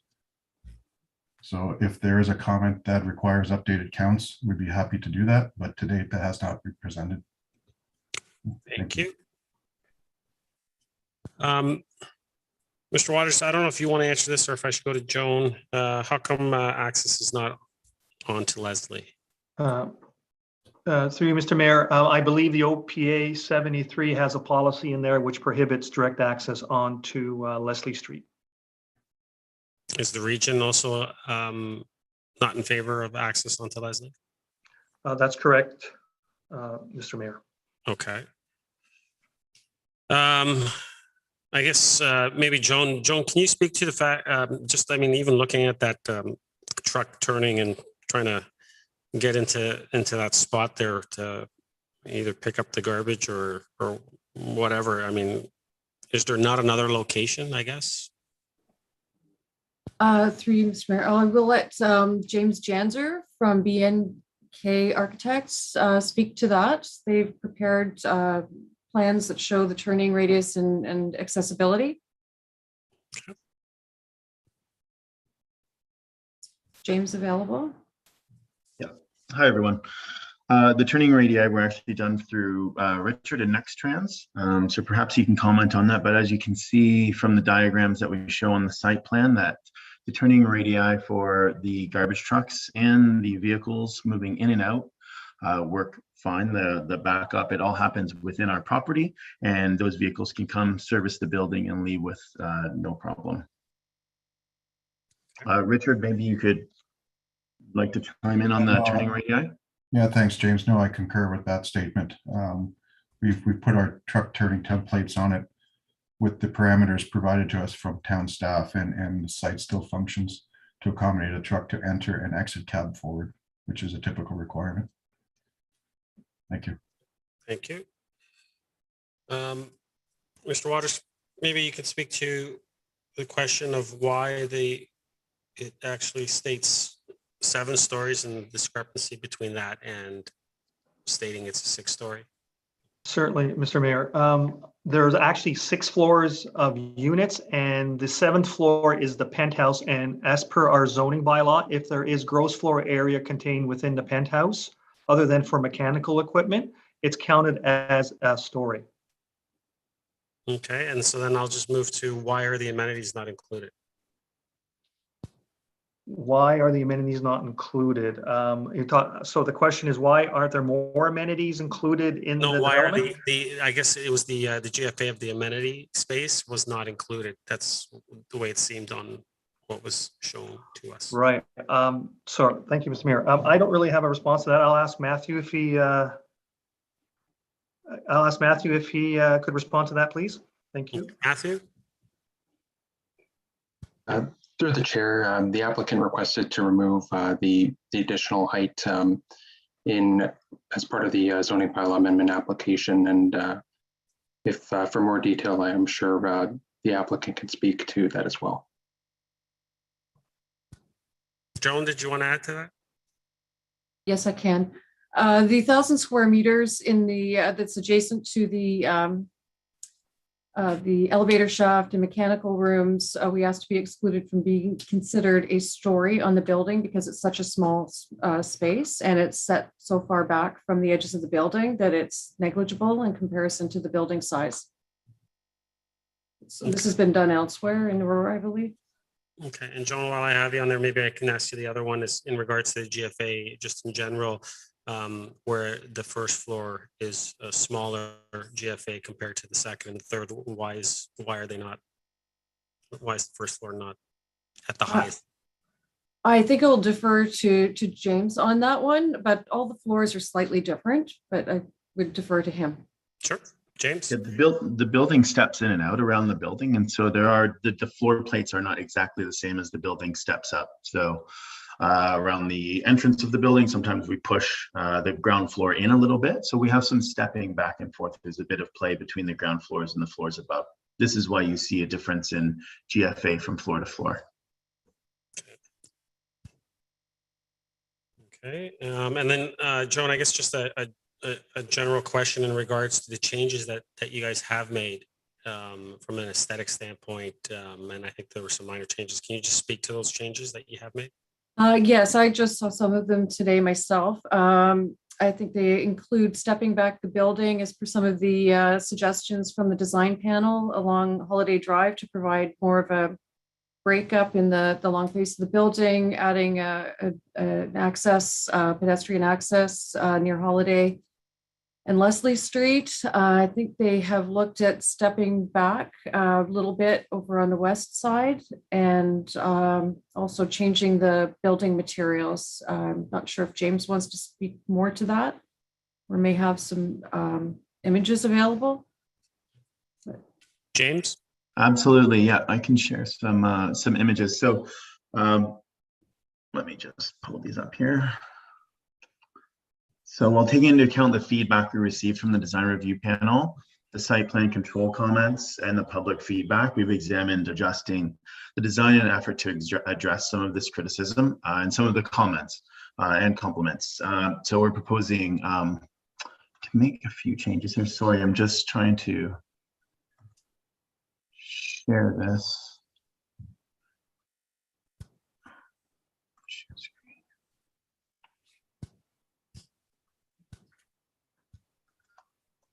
So what I have here, what I'll share with you is a current as-is version, the original design that everyone has seen. And then the next view we'll share with you is some of the tweaks that we've made to it. These are changes to the materiality of the building. And then we've also looked at taking the massing of the building and trying to step it back a little bit and provide a bit of breakup and relief along the long facade at Holiday Drive. So this is the original. Can everybody see this, I hope? Yep. Yes. And this is the modified design version that we're currently looking at. So we're looking at taking that north facade, breaking up the expanse of brick into two different sections with an area at the main entrance that you can see over here. We've also taken the top two floors of the building and taken that material down to the ground to further help break it up. This is a white or buff brick and a standing seam metal cladding. What we've also done here is we've taken the top 2 stories of the building that used to come out right here where my cursor is. We've pushed it back an entire 4 meters. We've also taken the north and south facades of this elevation, and we've pushed them in an additional 2 meters to actually really take that, set that back. So the residences around the corner of the apex of our site to the west have a little bit more relief. These are a couple more images. This is from across the street, the apex of across the street from our site. This is the original, and this is the new version. So you can really start to see how we've tried to sculpt the top of the building as we heard the comments with respect to the views at the top of our building. Another area where we've looked at sculpting the building a little bit more is the back. This is the original loading bay and the visitor parking area, which we've been talking about. Original and the current design. So we've looked at adding a bit of glazing in there, changing the materials of the overhead garage door, and also you can see the difference between the massing where we start to step in the upper top 2 floors of the west side of the building.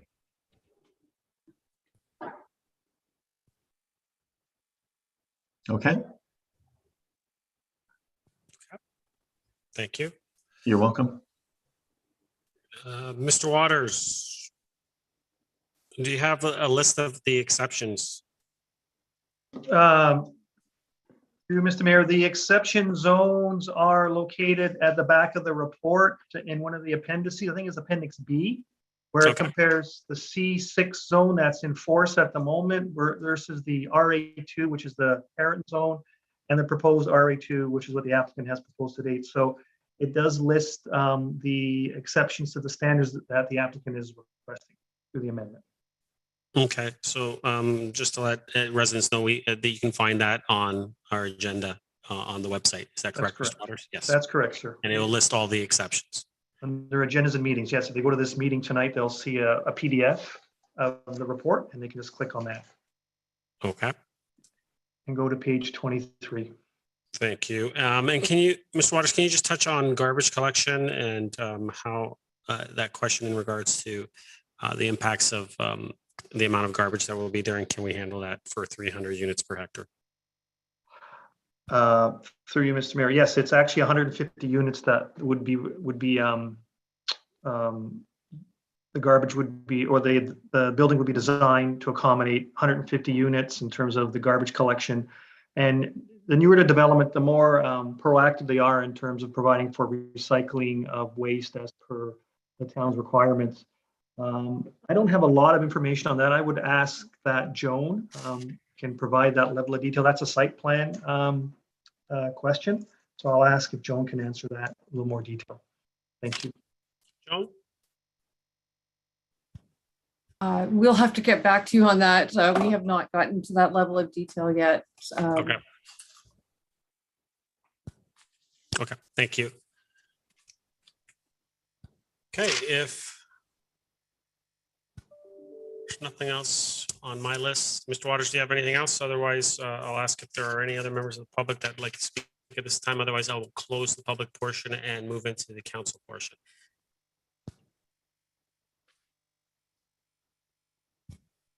Mr. Clerk? Brian? Absolutely, Brian. Brian, if you jump on, if I can just get you to say your name, and you have 5 minutes again. Sure. Ryan Hamid, thank you guys again. I just want to respond to just some of the comments made there. I think it was Richard from the Traffic Planning Committee.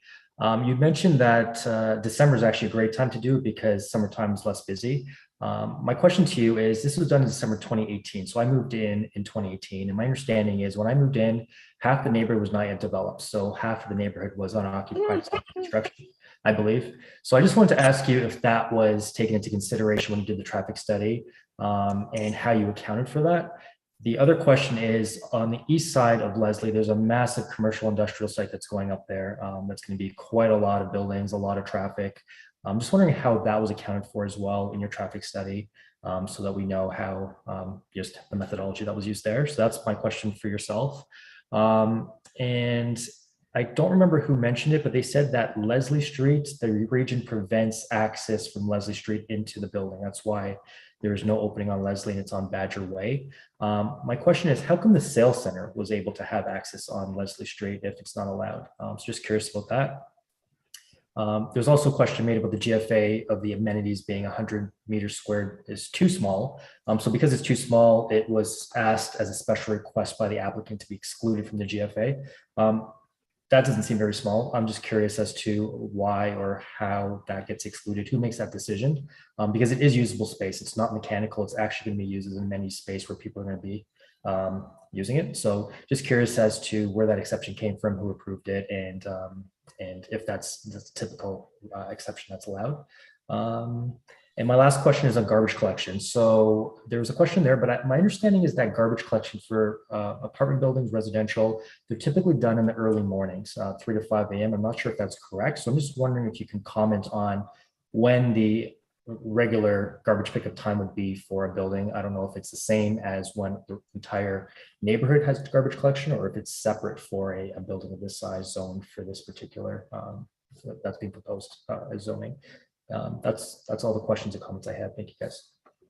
Thank you, Ryan. And I have Jing. You want to speak again? I can just get you to state your name one more time, and you have 5 minutes.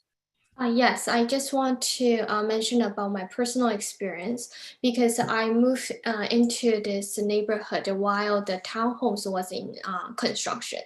And at that time, I drove through the Bad Garrow Way, which is the street that right across the land that the builder is proposing. At that time, there was trucks on that street, and I was trying to go to that street and turn right on the Holiday Street, but I was not able to go through that street. So I had to turn my car over and go back to where I came from. So at that time, builder was construction townhomes, and now the builder is proposing higher density condos, apartment condos there. And I'm sure I think all I can imagine is a much aggressive proposal, and I can imagine there are more construction workers and trucks and employee cars there. While the construction happening, if any emergency vehicles from hospital, ambulances, fire departments, it's really impossible in case if the residents needs to get out. I don't see any I don't see that as really relevant that the traffic study was studied in a relevant situation and timing. So in emergency situation, I think timing is the most critical thing. And this is just my own experience that happened before while they were constructing the townhomes. And all I can imagine, 7-story is way much aggressive. Thank you. Thank you. Edmund. Thank you, Mr. Just get you Chairman. to state your name again, and you have 5 minutes. Thank you, Mr. Chairman. My name is Edmund Young, and I thank Mr. Waters for pointing me to page number 23. I found something really, really interesting. So, Councillor, you may want to listen up on this one. The application for indoor amenities, it is actually asking for no minimum for interior amenity space. Again, I repeat, no minimum for interior amenity space. So they can revert it to 0 at this point with that particular application. Thank you. Thank you, Edmund, for that. Nicholas Gomez. Nicholas, if I could just get you to state your name, and you have 5 minutes. Thank you through you, Mr. Chair. So Nicholas Gomez, it's more of a question. I'm not really sure, but who funds the traffic study? Is that taxpayer dollars or is that the applicant? Who funds it? I think I can answer this quickly. It's Sure. the applicant. Okay, just wanted to throw that out there. But I'll get Mr. I'll get, once I ask questions, I get Mr. Waters to confirm that, but I'm pretty sure it's the applicant. Okay, no problem. And just another comment. So regarding the peak hours of traffic times for the soccer field, I mean, come on, they're really from 6 p.m. onward, it really starts at about 4 p.m., especially during summer. You have 4 major amenities here. You have a soccer field, you have a tennis dome, you have a baseball diamond, and you have a hockey rink / swimming pool. Yes, the swimming pool and arena and baseball diamond have sufficient parking on the side of Wellington, but we cannot stop participants from coming down Holiday and parking in the soccer field to have easier, quicker access to the field, to the tennis dome, and obviously it's meant for the soccer field. Just want to throw that comment out there as well. Thank you for the time. Appreciate it. Thank you, Nicholas. Kyle, if I can just get you to state your name again, and you have 5 minutes.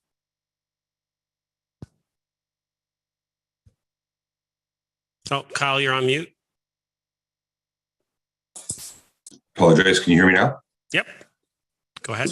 I think the reality is that if we stick with some of the objective points that we've got, that, you know, certainly we could probably prove that a lot of the applicant's case probably falls within the lines of what would be deemed either acceptable, but I think from our perspective as a community, it's not reasonable. As somebody's already stated before, please come by, take a look at the spot. You'll understand, especially being a single entrance and exit, makes it just an irrational application.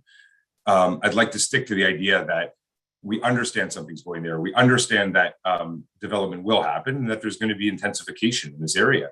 But But I think being the community that we've got, to stay away from more subjective things like property values and some of the other points that have been brought up that probably we don't have a lot of facts to support. I think that what we'd like to do is ask mayor and council to understand as a community what our opinions are beyond maybe what the applicant can prove with the studies that they've undertaken here. It's a little bit frustrating to think of from a community that, you know, it's a new community and we've had surprises. I know certainly for some of the houses that back onto the soccer field, you know, having floodlights going into their backyards was not probably something that was disclosed to them upon purchasing. We had a path that was built behind many of our houses that, you know, we were sold ravine lots that wound up just being open to the entire community to spend time in our backyards. I think that those are the types of things that you're willing to understand and over time get through. And we've even been able to work with the town on getting through some of those challenges. I think this is the type of thing that there is no getting through it. If this type of application were accepted as is, it would be detrimental to the community for a very long time. Again, I think that some of our community members have brought up some really valid points as it relates to traffic and safety, garbage collection, and some of the other stuff that I certainly didn't have time to look into. And I appreciate that. But I think that it also comes down on the subjective side, just a little bit of common sense. And so if you guys are able to come by and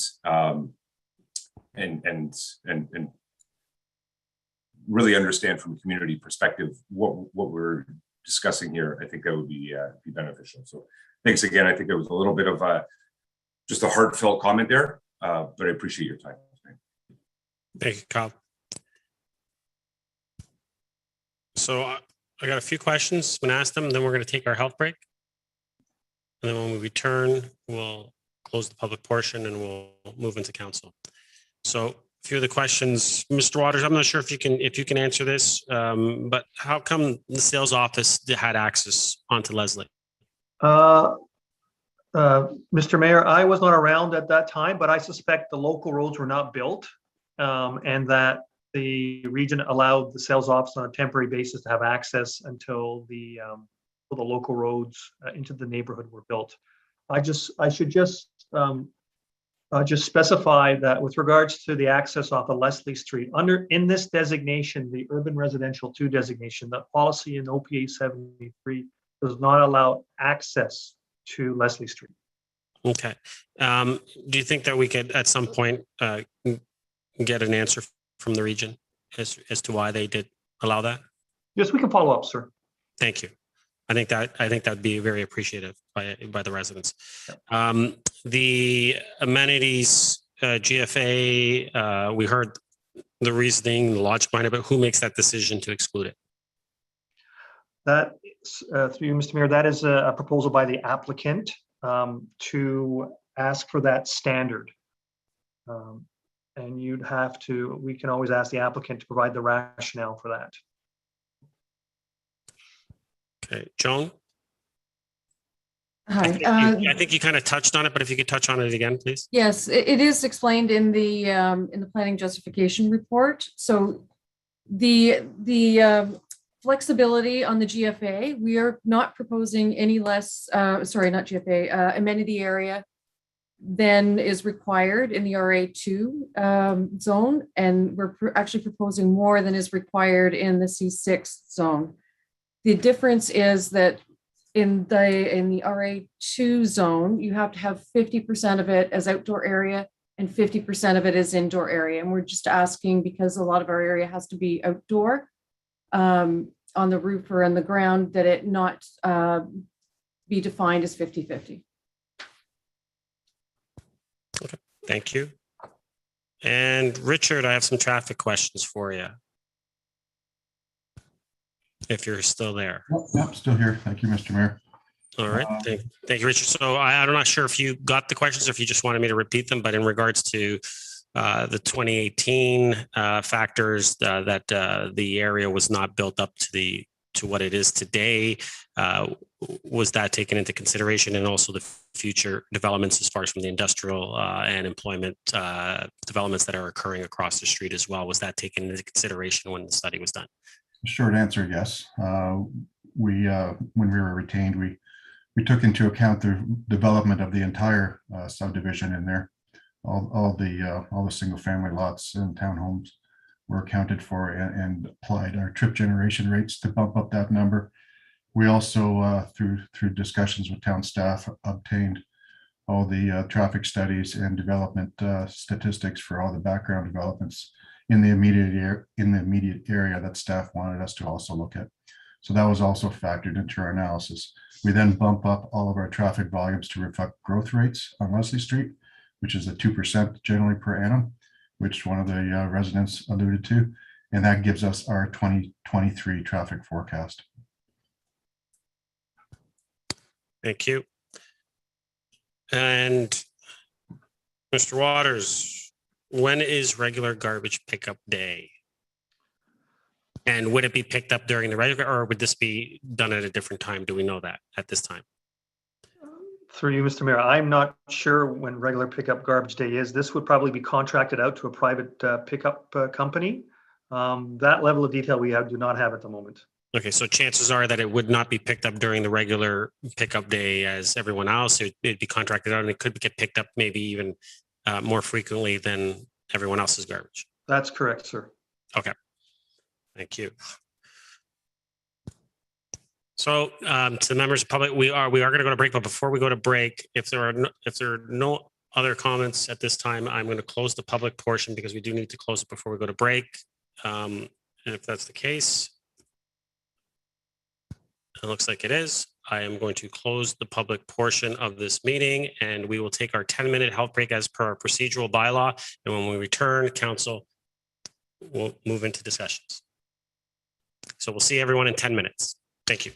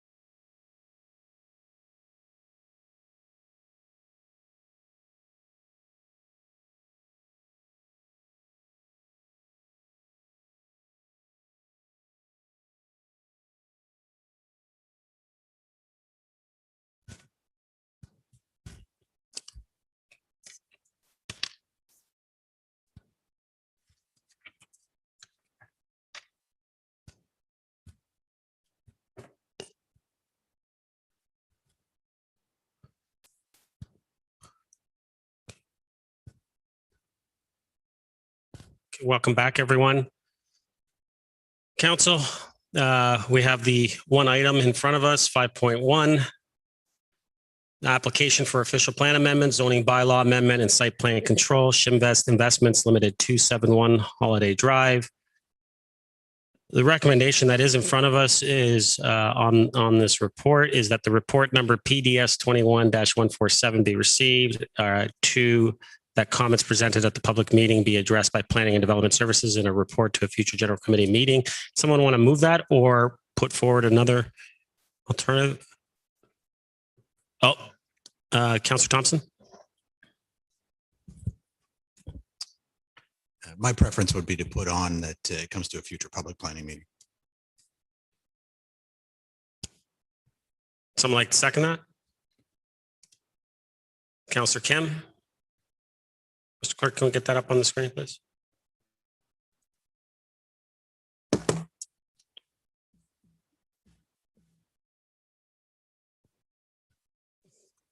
Thank you. So I'm just going to read it. That report number PDS 21-147 be received, and 2, that the comments, sorry, disappeared off the screen, that the comments presented at the public meeting be addressed by Planning and Development Services in a report to a future public planning meeting. Councillor Thompson, that's which one? Councillor Kim? Seconder? That's good. Councillor Thompson, floor is yours. Before I begin, perhaps the clerk can just confirm that all members of council have come back from recess. I seem to I can see them on the screen. They are back. Okay. Just now though, guys, we were restricted from joining. Oh, okay. Thank you, Councillor Humphreys. I just saw you on there. Thank you. Thank you, Mr. Mayor. First off, thank you very much to all the delegates who came out this evening, as well as all of the residents in the area who've taken the time to email members of council to express their concerns. I mean, that is the intent of these public planning meetings, is to be able to get the residents' feedback and their concerns on record, as well as make an attempt to try and address any questions they have. And certainly I share, many of the concerns that have been raised here this evening. Over and above that, for myself, I've had the good fortune to be on council since 2010. And this property, which we referred to back then as the 2C lands, myself and other members of council who are here tonight, Councillor Gallo, Councillor Gardner, and Councillor Humphreys, we were involved in the creation of the secondary plans for these lands. And we created a community vision, which involved working with the various developers, not just with Shimvest, but, that included Brookfield and TAC and Mattamy and Metris and so forth. And we, in some ways, completed a complete picture for this area. And we identified where the development was going to occur.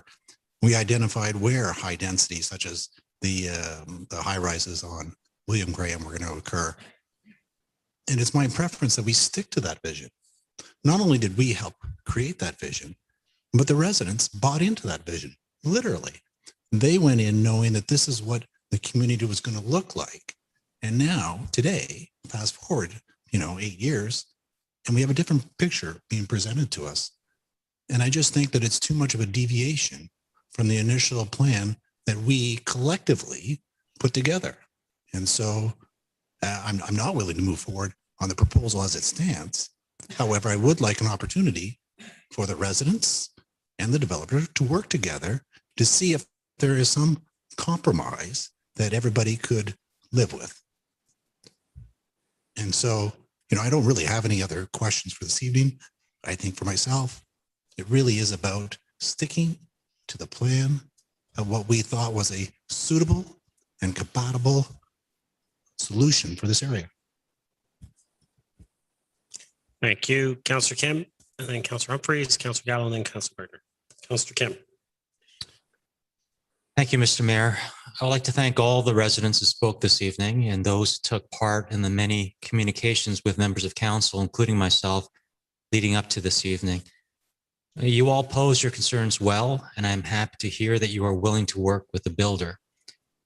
Our official plan allows for 125 units per hectare, which is 65 units for the size of land we are dealing with on 271 Holiday Drive. This plan is asking for double the allowable density. The 3 7-story buildings on William Graham Drive is 153 units per hectare, The arbors on Leslie and William Graham Drive is 125 units per hectare. This Shinvest project is 295 units per hectare, which is almost double. Based on the footprint of the land and what is allowed in our official plan, something more in line with a 3-story building seems more appropriate. I do understand that the density is because majority of parking is located underground, but density is density. The density guideline in the official plan was created to ensure that a certain level of livability is maintained in a neighborhood, as well as gradual continuity from one residential built form to another. The design review panel made some recommendations, and there are 2 significant ones at least that I hope Linvest will consider. This property is a gateway into this neighborhood. Therefore, the design review panel recommended that an attractive streetscape feature should be present at the entrance of Leslie and Holiday Drive. In addition, the panel recommended a greater setback from Leslie and Holiday so that the residents in the new building, especially on the ground floor, have a sense of privacy and also thereby creating a greater aesthetic look and feel of the streetscape. I can appreciate that as a builder, you want to maximize the space. However, putting the structure directly abutting the property line creates a huge massing effect on passersby and those living adjacent to the property. The built form needs to be complementary and work well with other built forms in the neighborhood, or else the neighborhood's ambiance and look and feel are compromised. Shinvest has been a good working partner with the town and other projects within our borders. Shinvest has brought forward the base of what could be a great project in collaboration with residents. The residents have shared their many thoughts, and they are reasonable requests. I'm not in favor of this application in its current form. My recommendation would be for this application to come back to a future public planning meeting, and that between now and then, the applicant set a date with local residents to work together to find a mutually agreeable final design. In my experience, the best developments have been those where developers partnered with neighborhood residents, resulting in a win-win for everyone. So thank you. I don't have any questions, just my comments, Mr. Mayor. Thank you, Councillor Humphreys. Thank you, Mr. Mayor. And I just have comments as well. I wanted to, first of all, thank the residents. So very well articulated and well spoken. All the concerns were so bang on. And I have gone by that site. It is too small. My daughter lives in the Arbors, so I go there frequently, and I can't help but just can't imagine it. I want to thank Councillor Kim and Councillor Thompson for their comments. You articulated everything in a nutshell, and I believe that I'm really looking forward for a conclusion that really does work for all of us. One of the things that Councillor Thompson stated earlier, and it's going to resonate, I think, with my fellow councillors, when we first, 2010, the 2C lands were precious remaining lands. That was all we got.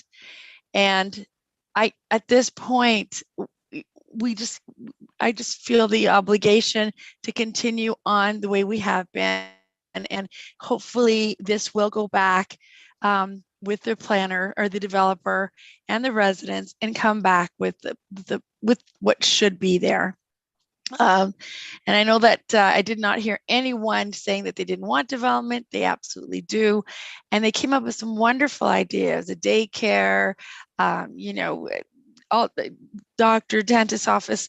That area does need a smaller type business in those areas. So I just wanted to say again, thanks to the residents. I just look forward to coming back to a public planning meeting with a well laid out plan that is right for that area. Thank you. Thank you, Councillor Humphreys. Councillor Gallo. You just have, well, first of all, I also want to thank all of the residents and the communication that we've received. I've read it all, and it was extremely thorough and on point, and the information was valuable for me to help me make decisions, and I always enjoy the public's perspective, and it helps me immensely when I have to make decisions for the community. So thank you very much for all your work. I have one question and some comments, Mr. Mayor. I'm not sure whether it was answered, and it's an interesting one. Do we have anywhere else this level of density in the town of Aurora, 300 units per hectare? Mr. Waters? Through you, Mr. Mayor, I'm not aware of a density of 300 units per net hectare. Perhaps Mr. Peverini knows of any sites in the town that have that type of density. Mr. Peverini? Through you, Mr. Mayor, I'm not aware of any sites that do have that density per se. Density is largely a result of the number of units and in the lot area. And there are different targets set out in the OP for different areas of the town. There's nothing proximal, but there may be some higher densities focused around areas such as Young, Wellington, and some of the larger arterial roads too. Councilor Gallo? Thank you. And I'm not surprised to hear that we don't have it. I agree. It seems very, very aggressive. And sometimes that's the initial objective. And I've been around the table long enough to have seen it more than once. Developers come in at some, crazy proposals to later come back and the community feels like there's a compromise when even the second time around isn't even sufficient. So I'm hopeful that the developer has seen the level of intensity and emotion and passion that the community has over this, and they're certainly not going away. So whatever comes back at the table, I would highly recommend as other council members to make sure they meet with the residents and have thorough discussions and see if we can come up with a compromise. In terms of the 2C secondary plan, I was actually even on council before 2010 when it was approved, and I was the vice chair of the 2C secondary plan. So I know the plan very well. I know how much effort and time and work was put into that area, and look at it today. It's fantastic. And I agree with my other council members that it's vitally important that we stick to that plan. So much effort was put into it. Minor deviations here and there because time changes and things change are completely appropriate. This goes way off the boundary in terms of what's appropriate. I can't argue with the fact that the type of housing I'm going to say is needed in this town.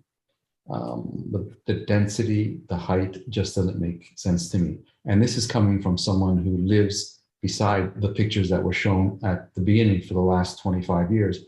I was there before 3 buildings, 3, 5, and 6-story buildings were built, and I experienced them going up, and I experience it today. But there's John West Way. There are 3 ways to get into that community. There are the traffic volumes are taken up quite nicely with the size of the roads that are in there. It's not just one road in and out.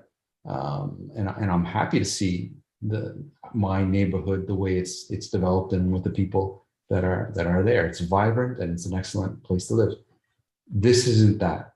It just is not the same as. It's not comparable to what's there in my neighborhood. So I'm hopeful that the developers listened and will take the time to connect with the resident. Hopefully there's a group that's being established and they can get together and that it comes back to a public planning at I guess a development that is far more linked to what we planned many years ago.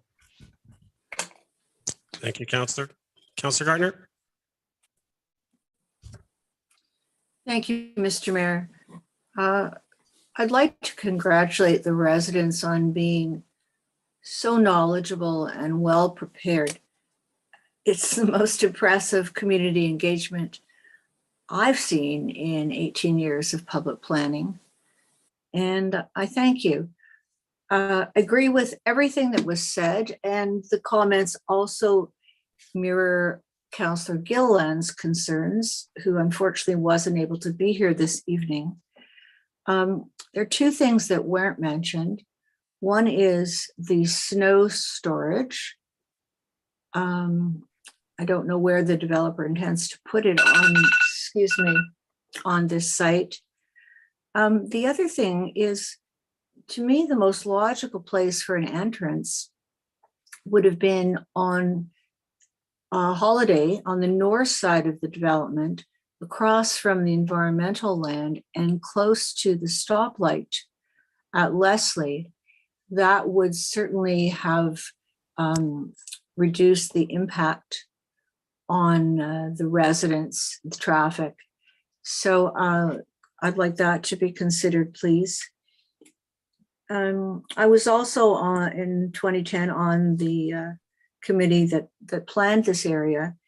And one of the things that we tried to do was envision a complete community.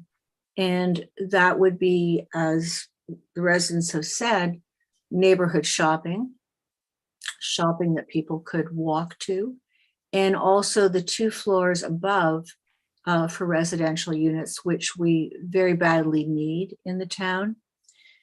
The Arbors property was mentioned.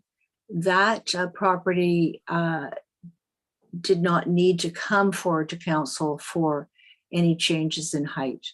That height complied in that area. And with respect to the comments from the design review panel, they're commenting on the built form. They're not commenting on whether it's appropriate for the official plan or the zoning bylaw.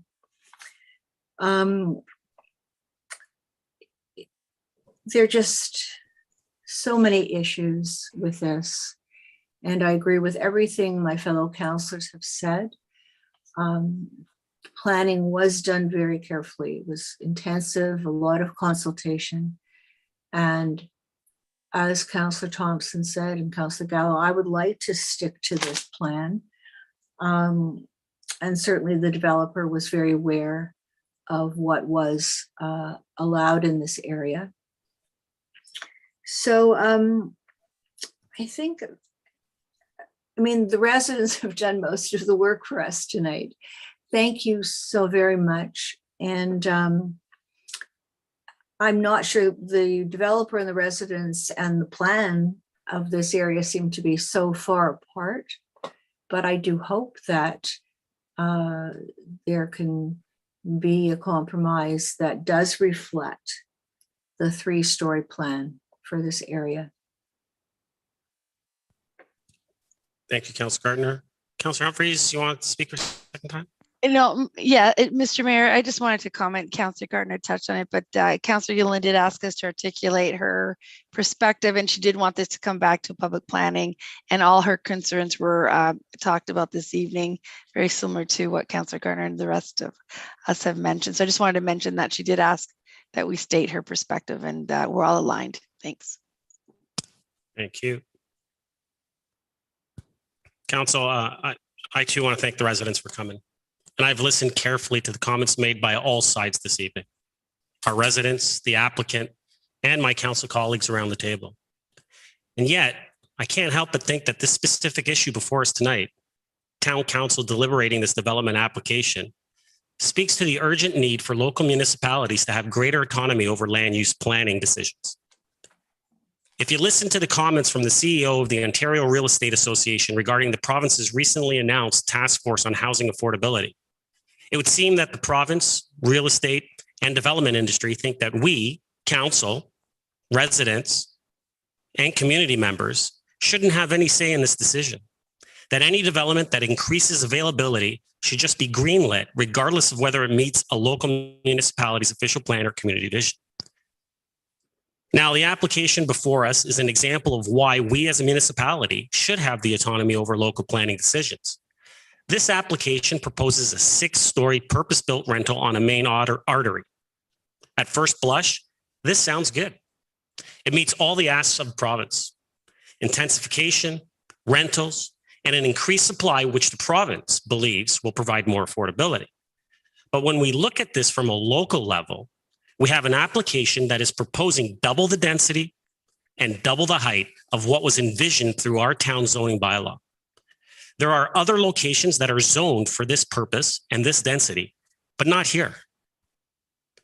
Further, while the application does propose rentals, we've heard that they will be boutique rentals. So are the rentals affordable housing? Doesn't appear so. Frankly, what does affordability mean? I have yet to hear an applicant come before us and provide a clear description of what they mean by that term. If we were to approve this application, change the zoning, and allow overdevelopment, development that does not conform to our town plans, how does that benefit our community? This proposed increase in height and density will do little, if anything, in providing affordable housing in our town or an appropriate development for our community. Along with my colleagues, I can't support this application in its current form. I'm hopeful that the applicant has heard this council loud and clear and will take this time to work with the municipality and the residents to achieve an application that is in keeping with our town's vision and provides a benefit to our community. Now, as a final comment, given the province and development industry's focus on shovels in the ground, local councils will see more and more applications just like this that ask for increased density in areas not zoned for it, rather than simply building where it is zoned for. Municipal councils see planning at the ground level, and we know what our towns and cities need, and we have developed official plans to achieve that. Increasing availability of housing through overdevelopment does nothing to increase affordability of housing, and it does nothing to increase accessibility of housing. Houses aren't widgets. You can't achieve economies of scale by simply adding more. And soundbite solutions won't solve our affordability crisis. Our communities need pathways to home ownership that are community focused and community led. With that said, if there are no other speakers, I will call the vote.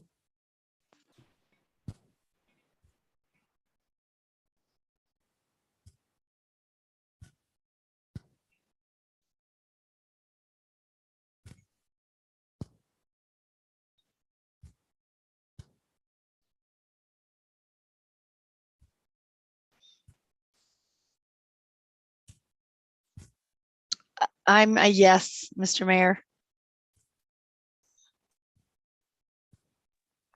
Mr. Mayor, I'm also not showing the voting on my screen. I'm a yes.